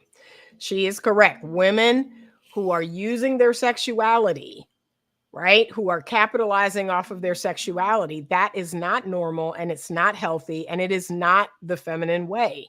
The feminine way is I'm expensive. I'm the most exclusive club on the strip. That is the feminine way. That is our natural God-given design. Okay. So whenever I agree with her, whenever I hear that, I'm like, so where's daddy? What happened with daddy? What happened with grandma? What happened with mama? What happened with somebody? Because that's not normal and natural or healthy. So these women on OnlyFans have problems. These women in the strip club have problems. Right. And what I often tell men, this is another area that I'm very passionate about. Everyone who knows my platform knows this. I'm very passionate about sex workers and pornography, OnlyFans and things of that nature, because the number one thing I want people to recognize is that when you look at that stuff, when you spend money on that stuff, you need to understand that you are aiding and abetting. You are complicit in the traumatization of that person. You are complicit in feeding what's already been started, right? So the fact that you're getting some sort of sexual high off of watching some woman, get, 3 or 4 men have sex with her, right? That's not normal. That's not normal. That's not healthy. Okay. You are complicit. You are complicit in, that person's trauma. Like you are adding to that person's trauma. So everybody knows how I feel about that. I'm very passionate about that. That if you knew the truth behind the person on that screen, maybe you wouldn't find it so sexually titillating. Maybe you wouldn't want to spend your money on that. So Yeah, people can really watch a lot of the behind the scenes stuff or their interviews when they leave. oh yeah. Provided they don't, self delete themselves. Right? If you Yes. watch that Yeah. stuff, yeah, It's yeah, horrible. yeah. It's horrible. The things that these people have lived through. And now they're on a screen for your entertainment. Like I just can't do it. I could never do it. But now that I know what I know about the industry and the business, and these people are broken. And so we are feeding that machine. We're just feeding the broken people machine. And I don't want any parts of that. So that's what I ask people to really consider. Please consider the human being on the other end of that. Let's see, seems like self-esteem for women's more of a sacrifice. Question: why do women generally lead with seduction to gain a man's respect? I mean, it's the, Samson and Delilah. It's the Jezebel spirit. And can I be real? They know the nature of men, right? I'm going to be Because honest it works, with you, right? Because it works. I know what every man that I've ever met, I know what he's after. Now, good men, here's the difference, ladies. Yes, all men want sex. And I keep telling women this. Can we stop like demonizing that? Men want sex. Get over it. Men want sex, right? That's how God designed them. But a good man wants to love the woman attached to the vagina. That's the difference. But all men want sex. We need to stop demonizing that. That's how God designed a man. But a good man is like, let me see what Anita's about. Let me get to know all of Anita. Let me see that's a good man. And yeah, he still want to have sex, but he's like, but I kind of like Anita too. So I want women to understand that. Let's not demonize that, but it works. Like you said, they know the nature of a man. That's what works. You gotta, as a man, you gotta like the sugar box. You gotta like who it was attached to. You gotta like that person. You gotta like that person, or at least you should. You should like that. I was listening. I was listening to a podcast today. They were talking about some of the things we're talking about here, and and I've heard this story a number of times, and you probably heard it too. But women who sometimes are on hormone replacement therapy, or even weightlifters who are getting or taking testosterone, female weightlifters, to get bigger. And when they start taking this hormone replacement or testosterone to get bigger, they're like, man, I'm horny all the time. How do you guys walk around like this? Like, welcome to the world of being a man. It's true. Rebecca, I don't know if you know Rebecca Lynn Pope, but she said the same thing. She was going through something medically. The doctor put her on something, and she was like, man, I couldn't get enough of my husband. Yeah. That's what men are like all the time. All the time. all the time. Yeah. And that's how God made you all. So, it is what it is. But what I tell the women is, okay, but I want you to, meet the man's needs to the best of your ability. And yes, he'll have to, have a certain measure of self-control. Because I had a gentleman come in with his wife, and we did the sexuality appointment where we talked about sex and all of the things. So I asked each of them, how often would you like to have sex? And she was like, well, once or twice a week. And he was like, well, I'd like to have it once or twice a day. And I was like, well, it's unlikely that's going to happen. So let's see if we can come to a compromise. But yeah, he said he could have sex twice a day, every day. And I was like, it's probably not going to happen, but okay. So yeah, you all have, that's, like I said, you got 30 times more testosterone than we do. Yeah. It's bad.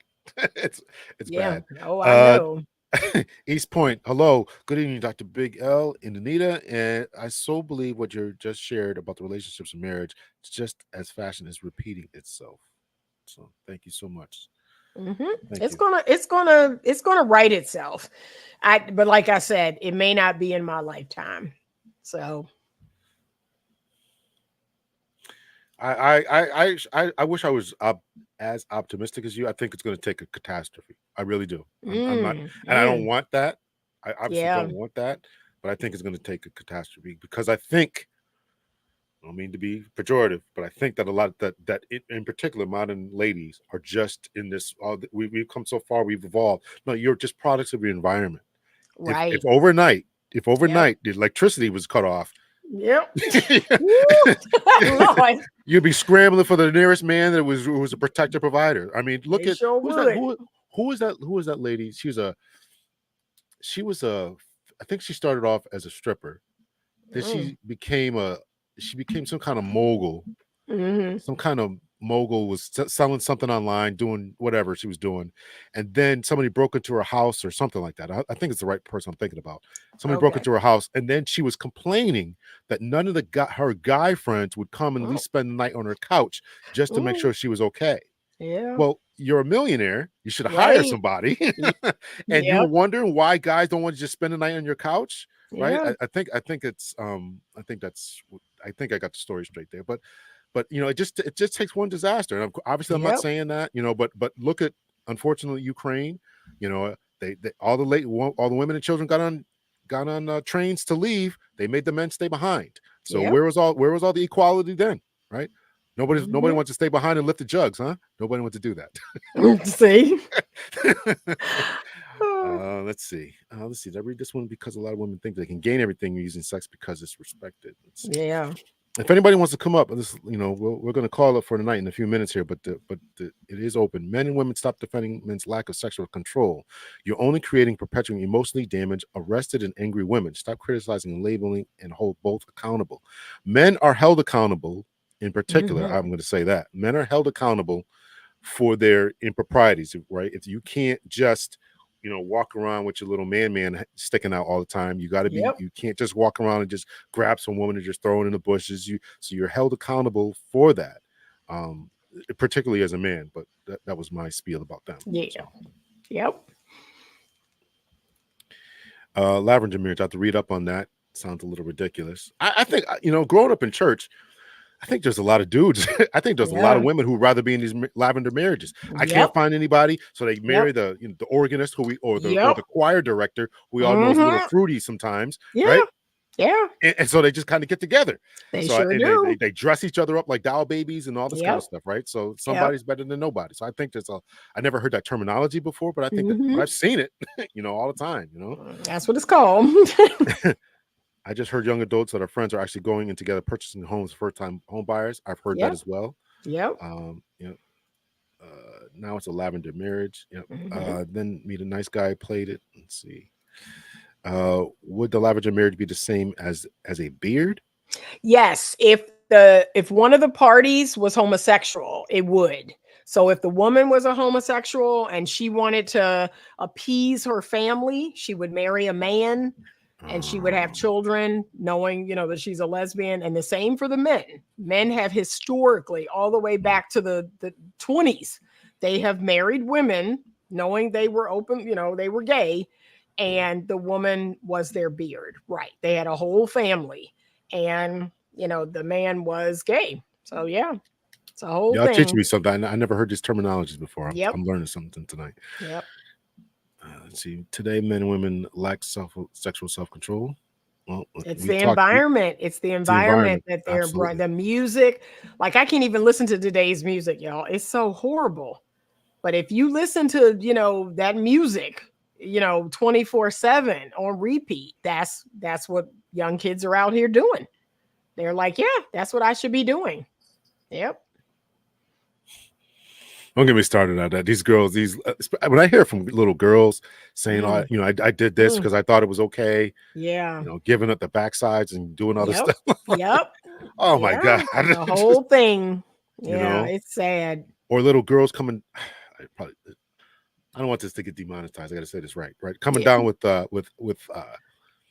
diseases that would be for the genitals coming in on their Yep. eyes and stuff, right? Yep. Or Yep. developing in their eyes, right? The Yes. same type of stuff, right? So Yeah. so you understand where the man is depositing himself. Yeah. To put it. So no, thank you. What does it say for the declining birth rates in the populations that are experiencing? Yeah, worldwide. So right now, especially in the West, we are on track for extinction. Now, again, it won't happen in my lifetime, but if the birth rate stays where it is now or it lowers, we will become extinct. That's what the research shows. So, we shall see. The Mouse Utopia, people don't believe it. Right. The Mouse Utopia was Yep. all That what, experiment. Yeah. all five times I think it did. They showed population collapse all five Yep. times. Yep. So that's what's going to happen. I hope it doesn't. Yeah. But people were talking in here about the 4B movement in South Korea. That's what it is. It's a population. Yeah. Nobody wants to. It's crazy that we evolve together, but now because of technology in the environment, we can't get along. That's the craziest thing. Yeah. If we're some alien species looking at this, like what's right. going on with these humans down there? and that's why I keep telling people that just because you have an iPhone, people love to see us as superior, but we're not. We're not. The technology is actually hurting us, and we don't even realize it. Absolutely. Once a week. I think that was the sex question. Once a week. Thank you so much to Jay. Appreciate the super sticker there. Super sticker's working. Anybody else? I would appreciate it. Yeah, there you go. I want to be able to eat lunch this week. So let's see. I don't think men's ridiculous body count. I don't think men's ridiculous body counts is held accountable. What are your opinions about this? Men's. We talked about the ladies, and Aaron Bird talked about the ladies and their social stigmas around their body counts. Do you think the same thing is for men?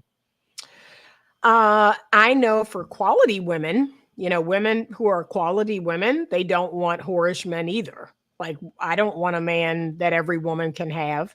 I want a gentleman, so again, a quality woman, but a woman, who's out there in the street just like him. I mean, water seeks its own level.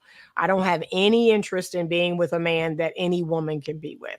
As a matter of fact, there have been some men that I've dated, and when I saw some of the previous women that they dated, that turned me off. I stopped seeing them because I was like, ew. That's not a circle of women that I want to be attached to.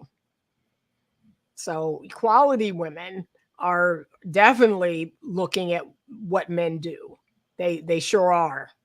Yeah. And same with men having multiple children. I've never dated a man that had multiple children by multiple different women. That's never happened.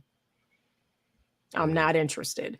So what I would say, did you tell them that? Did you tell them that? Oh, very much so. Yep, okay. Very much so. Very much so. I said, it's one thing for you to have been married and had children and then your marriage ended. But if you went on to have 2 and 3 more kids and they got different moms, no, I don't want anything to do with them. Because to me, it says you're reckless. To me, it says you're careless. It says something about you. So no, thank you. I want a man that, he was married. He had his children by that woman. Maybe they got a divorce or his wife died. And he made a decision. Okay, I'm not having any more children with any other women. The last man I dated had a vasectomy. I couldn't have been prouder. Oh, really? Yeah, that was one of the things that actually attracted me to him. He was like, yep, soon as my marriage ended, I had a vasectomy. I was like, what? I was like, oh my God, that really was very attractive. That speaks volumes. Yeah. I did the same thing after my marriage. Good. After my marriage. That speaks volumes. That's very attractive. Yeah. But now I regret it though. I was actually thinking about having it reversed, but they're telling me it's probably too late. 20 years has been too late. Yeah. And you don't want any kids, do you? I don't, but I might meet somebody who wants kids. So, but to answer your question, no, I don't. Yeah, I was gonna say she's just gonna have to miss out. Well, if I got with somebody who was 35, 36 and didn't have any kids, I think you got to give her. I mean, that was the biggest deal. I would give her one. I mean, I would be like, oh God, do I really got to do it? But yeah, that's rough. Listen, not at I'm this age. You want to run around with a toddler? Right. Not at this age. No. But I'm just being fair and honest about that. But yeah, I I have great respect, because to me, it is a man truly, like, he's empowering himself, right? So he's not getting tricked. He's not getting hoodwinked. He's saying, "Oh, no, no, no. If you're pregnant, it ain't mine." Like, I really like that. I really like men like that. Like men who say, "Nope, I'm going to empower myself in this situation. I'm not going to Really. get, tricked." So I think it's attractive that, yeah, a man is finally, I think I've told my ex-husband this, he needs to have a vasectomy. It's like, dude, you need a vasectomy. You have multiple children by multiple women, and you need to shut the shop down. So it's not like he don't have no kids. He got a whole lot of kids.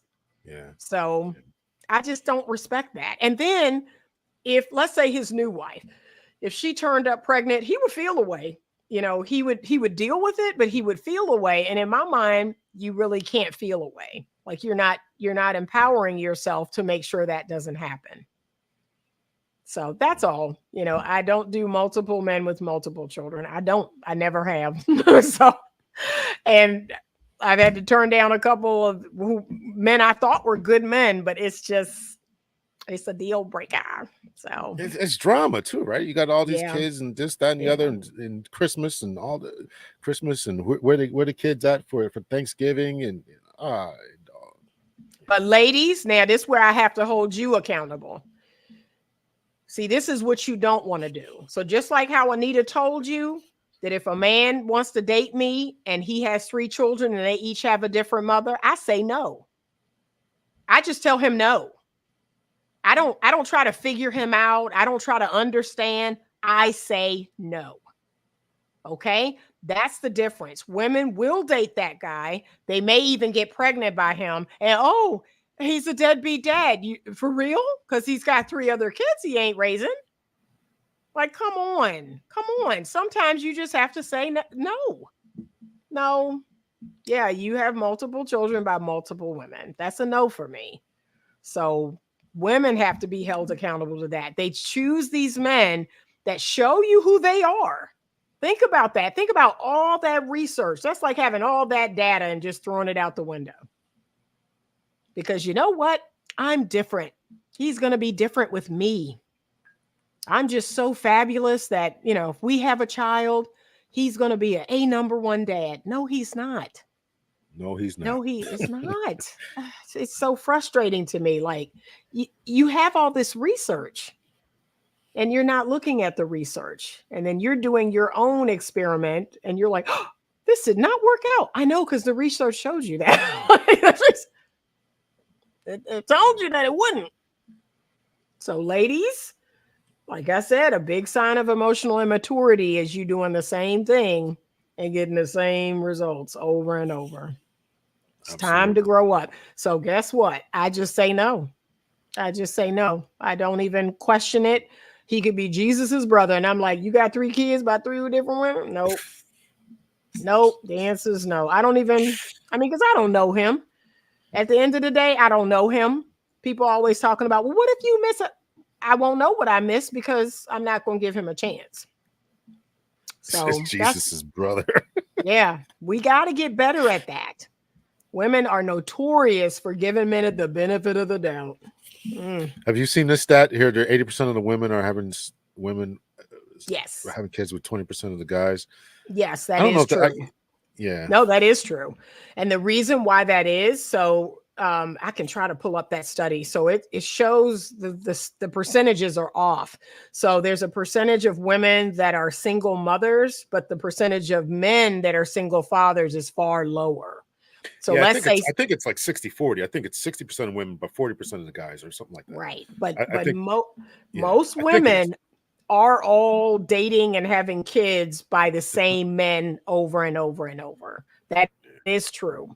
And unfortunately, this is the part where I think men should just take a.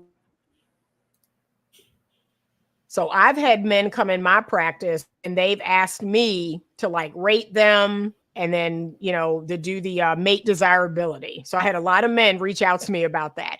Hey, Anita, I want you to do the mate desirability on me. So I took all of the categories and I asked them questions and I rated each category and then we came up with a mean number.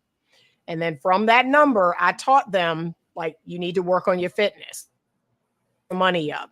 You need to have a passion. You need to have a hobby. Like, I was helping them to raise their score.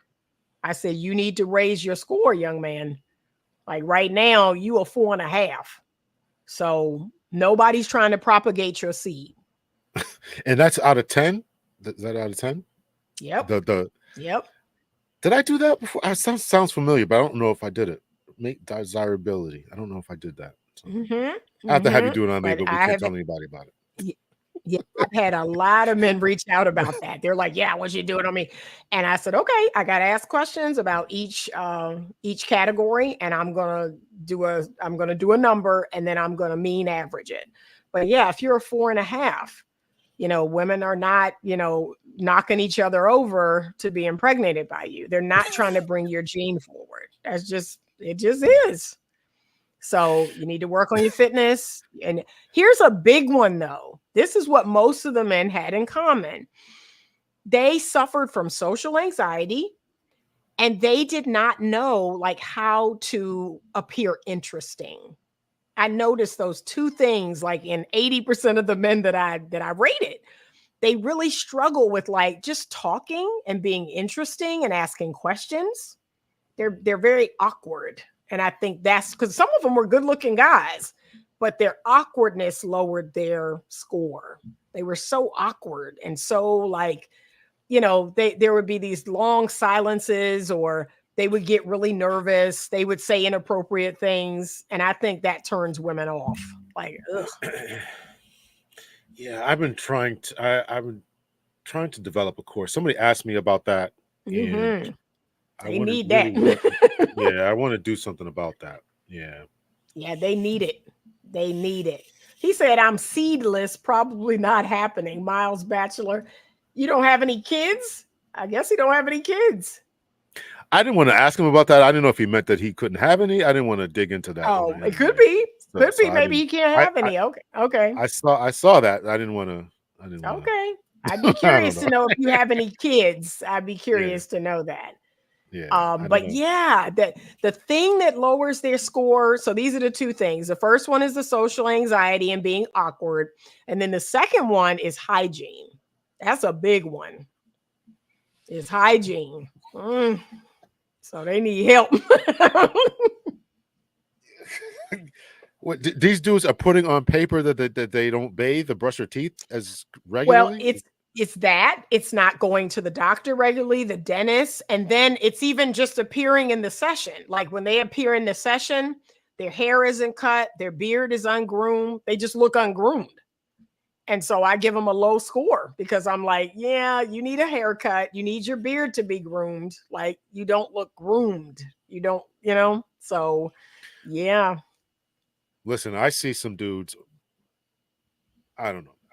I'm like, come on. Yeah, it's bad. Come on. It's bad. And then now we have an epidemic of Gen Z men who suffer from, let me see if I can find the name of it. It is the man boobs. It is it's called mass. Let me see. Because they're not working out, right? Right. They have the mass. What is it called? Yeah, they have this condition where they have man boobs. So that's a whole thing, right? So you have Gen Z men who are overweight. They have low testosterone, low muscle mass. They have these man boobs. And I mean, I'm just being honest. Most women are not, they're not looking to have that climb on top of them. They're like, I'm good. So it's a whole thing. So I'm like, yeah, I want you to get in the gym. I want you to get fit. I want you to start eating a certain way. I make recommendations because I'm like, yeah, you got to feed your muscles. You got to lift. You got to get your muscles activated. But yeah, it's really unattractive. Yeah, I saw a kid in the Best Buy today. I went and picked up my computer, and he was there with what looked to be his mother. And she looked about my age, and he looked about my son's age, 21. So he looked to be 21. She looked to be around my age. And he just looked dirty. He looked completely unkempt. His hair was long, and he just looked horrible. He looked like he had been in the basement for a week. He looked completely unkempt. He had on Crocs. Like, it's just certain things that I tell men, don't wear that. It's the slides with socks or the Crocs. Don't wear that. Don't wear that. Oh, listen, don't listen. I just started wearing Crocs. I'm gonna be honest with you. I just started wearing it. In the house, you can wear them in the house. You're not wearing them out the house, are you? Because I'm gonna have to get you. Don't wear them out the house. You can wear them in the house. But come on, we can come up with something better than that. Yeah, gynecomastia. That's it. Yep. It's an endocrine disorder. Yep. I've had a couple of clients. It's a lot lifting weight disorder. That's what it is. It is. But I've had a couple clients that have it. Yeah. They told me about it, and they told me how self-conscious they are. I can't take my shirt off. I can't go to the beach. And it's just sad. It's really sad. So I've just been working with more men, and I'm like, look, you got to lift. You got to get protein. You got to, do the things that's going to feed your testosterone. Yeah. And that'll bring back. And then a lot of men have a rounded face. That's not deemed attractive to a woman. We want to see your jaw. We want to see your jawline. So when men have like a round, like baby face, and we can't see your jawline, when there's no definition in your arms. So it's certain things that do trigger like lust in a woman, and it's very subconscious, right? So when I see a man's jawline, when I see his arms are defined, when I see an Adam's apple, see those things, they make the feminine in me go, ooh, like, oh, right? When I see the definition of his pecs, those things, like, that's what does it for me. But men today don't have that. They don't have that. You can't see no jawline. Their face is round. They don't have a Adam's apple. They don't have any definition in their muscles. Yeah. I think, listen, man, I don't know. I grew up lifting weights. I was lifting weights when I was 14. Yep. Then I was in the PD. We're competing with each other. Who's the best? Everybody thinks we sit around eating donuts all day. That wasn't true. Yeah. And then, just SWAT guys and just lift. I don't understand. I don't understand this stuff. I just don't understand it. So yeah, but it's a whole thing. It's a whole thing. Okay, he said he can have kids. He just doesn't have any. He said everything is working fine. So I was like, you had us worried. So, I was gonna tell him, listen, there's stuff, man. You go see a doctor, whatever. No, he said everything's working fine. But yeah, I just, I'm honest with men because I need them to know that. And don't get me wrong, I don't want men to, I don't want them to settle for a 4 if they become a 7 or an 8. If you're a 7 or an 8, I want you to have a 7 or an 8. So, but there are some men who are a 4, and then there are women who are a 4. And technically those people should come together. But the woman sees the man as a 1, right? So I'd say to him, go above her. Like, go above her and let her know, like, nope, you're beneath me. I'm not going back to 4. I'm now a 6, and I'm only going 6 or higher. Right. Yep. Yes. NW says the old G hiding, so the young guys. Listen, I agree with that, man. We got to get more guys out here, and this is why people clown on the red pill space and all that. And let me know when you got to go. We've been out for 2 hours, so But I think that can be a good positive. Exactly the stuff that we're talking about, right? If you're one of these guys, or people like this who have got round faces and they don't have a definition and they got moobs, but I'm learning all these new terms here, this gynecomastia or whatever it's called, right? So all this stuff, right? You got to get in the gym. You got to get in the gym. You got to go for a walk. You got to change your diet. You got to get out the video games. You got to go outside and let the sunlight hit you. You got to get outside and do it. And listen, if you're playing video games all day, if in between matches, if you did a set of push-ups, a set of squats, and a set of crunches, you did it every 10, 15 minutes, you'd be looking like a monster. That's right. That's what you got to do. Just do three straight 10 and 10. 10 push-ups, 10 sit-ups, 10 air squats, or 10 one-leg lunges on each side. You'll be looking like a monster. And then obviously you got to change your eating. Eat chips. Yeah. Instead of eating chips, just snack on apple slices or something, right? You can Yep. still enjoy it, but you still got. I still suggest you go outside, go to the Yeah. gym, go for a run, go for a walk, go for a swim, do something. Mhm. But if those rainy days you just want to sit around playing video games all day, play them, and in every In because between, right. every match is only 10 minutes. So in Right. between those, bang out a set of Yeah. push-ups. That's right. That's right. So yeah, Crazy. it's bad. It just hurts my heart. And not every man is genetically blessed. Like my son is genetically blessed. Thank God. He has my genes, my side of the family's genes. My dad's 82, my mom's 81. My dad is still playing basketball every day. He has good genes, but a lot of young people don't. And it's unfortunate. So Ronnie Tony says ED is a huge in the black community as well. A lot of men staying in Europe. There's two reasons for ED. Two reasons. Number one is because of your health, right? Yep. Lay off the fried foods. Yep. That's it. Lay off that. And the second reason is because of the adult movies. Yeah. You knock those two things off, your ED will go away. We're fine. I agree. There's a doctor. What's her name? I can never remember her name. She's a black doctor. Mm-hmm. She does this. I think I told you about it. She calls it the dick up smoothies, right? Yes. Yep. And it's nothing but watermelon, See? spinach, ginger, raspberries. You can tell I've been drinking it, right? So, and beets. Yeah. Make that into a smoothie. Drink that. Yep. You'll be all set. Everything should work fine. Exactly. Everything should work fine. But in the meantime, you just fix your diet, exercise, and start lay off the funny movies. A lot of guys can't get it up, but they can get it up for the movies, but they can't get it up in real life. So those are the reasons for that. So you can fix that. So let's see what else.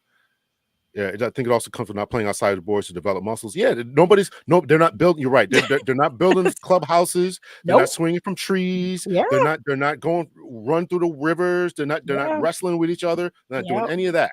So that's a problem. No, all the things that we did. My closest male friend, so his son has this virtual reality. It's called Oculus. And he puts it on and he is getting bigger and bigger and bigger. And I talked to him. I said, hey, man, I see your son is picking up weight. You might want to get him outside. You might want to get him riding his bike or get him. Well, he goes to boxing on Saturday morning. I said, okay, but that 1 hour a week is not enough. That kid is getting bigger and bigger. I said, so you might want to lay off the little streaming thing. I said, because that's all he's doing. Yeah, it's a whole thing. Yeah, we're still going on about the ED thing here. Okay. The woman said, this is a problem. Yeah. Lord. Yeah. All those. Yeah, I agree. All those diseases. Yep. Poor health. So, yeah. And y'all wash your tails, man. This is crazy. I know. Y'all wash your tails. Oh my goodness. I can't even believe I talk about that, man. But they need it. They need a series. They need a series on grooming. They need a series on hygiene. They need it. It's really I'm sad. gonna do it. Let me write this down here. Yeah, please do a series on grooming and hygiene. And, if they don't have a woman in their life, most men don't go to the doctor regularly. Did you hear about the lead attorney? I don't know if you're familiar with the lead attorney. He's a very popular black male YouTuber. He found out recently he has cancer. Oh, I mean, it came on out of nowhere. And he did a 4-hour live stream and he was joking about how, he's not married. He doesn't have any children. And so, that's why he hasn't been to the doctor in almost 15 years.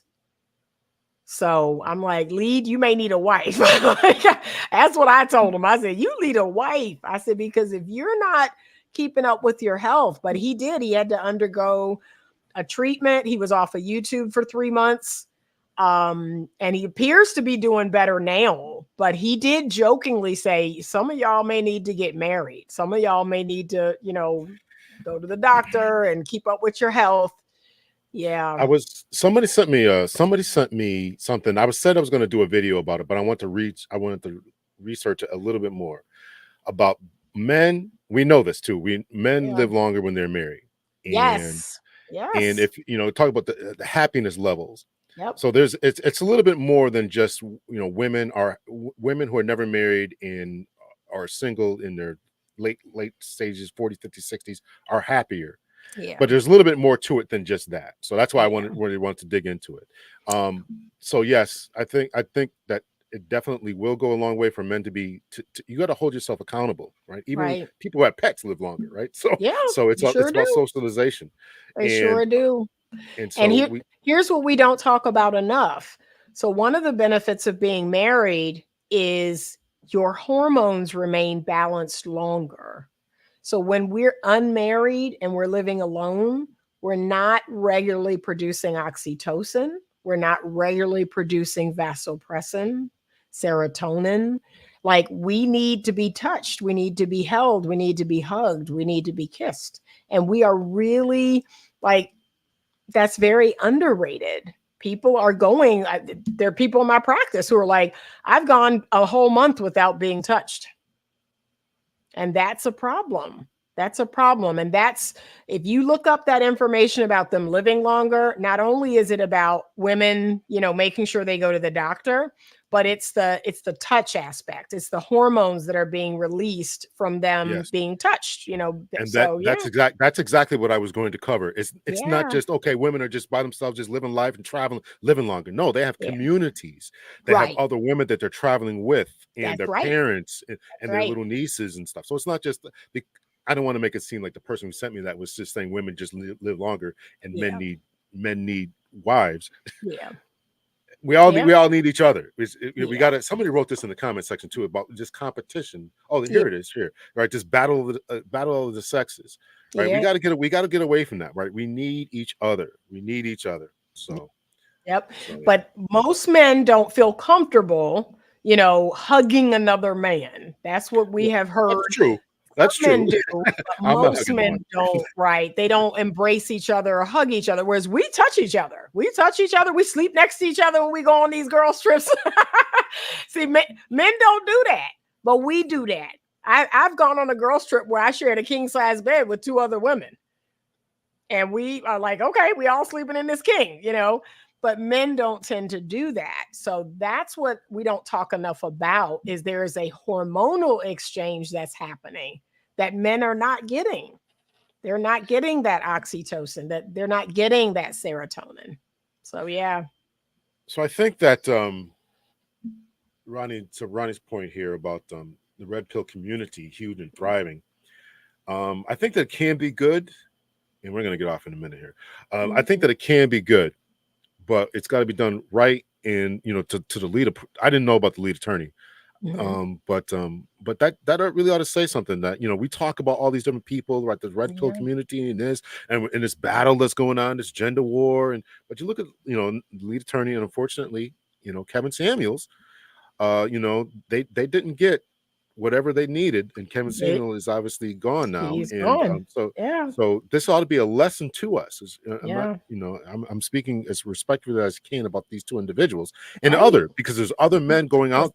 There's Same a man problem out here with their Yeah. self-deletion rates. Yep. From young kids all the way up to divorced in 50s and 60s, right, where they're deleting themselves because That's they don't right. have exactly what we're talking about, this environment, this culture and environment of touch and getting their hormone releases, and somebody's touching them and caring about them and checking on them and telling them, listen, you need to do this. So this idea we just need to go our own way and forget the women. And listen, it's not helping anybody. It's not helping anybody. It isn't. It is not. So I'm going to keep advocating, for people to just grow up. I think once that happens, mature people do recognize the trade-off. They do recognize the benefits outside of sex. I think it's really sad when men say all women are good for is sex. That's really sad to me. Like, no, we bring a lot more value than that. And I think men bring more value than money. But it takes mature people to recognize that. Mature people can see the value in other people. So I hope we get there. I hope we grow up. I think it is going to happen, but I think I'm going to be gone away. I'm not going to see it. So it is what it is. But every day, I just do my part in my tiny part of the world, my tiny part of Instagram.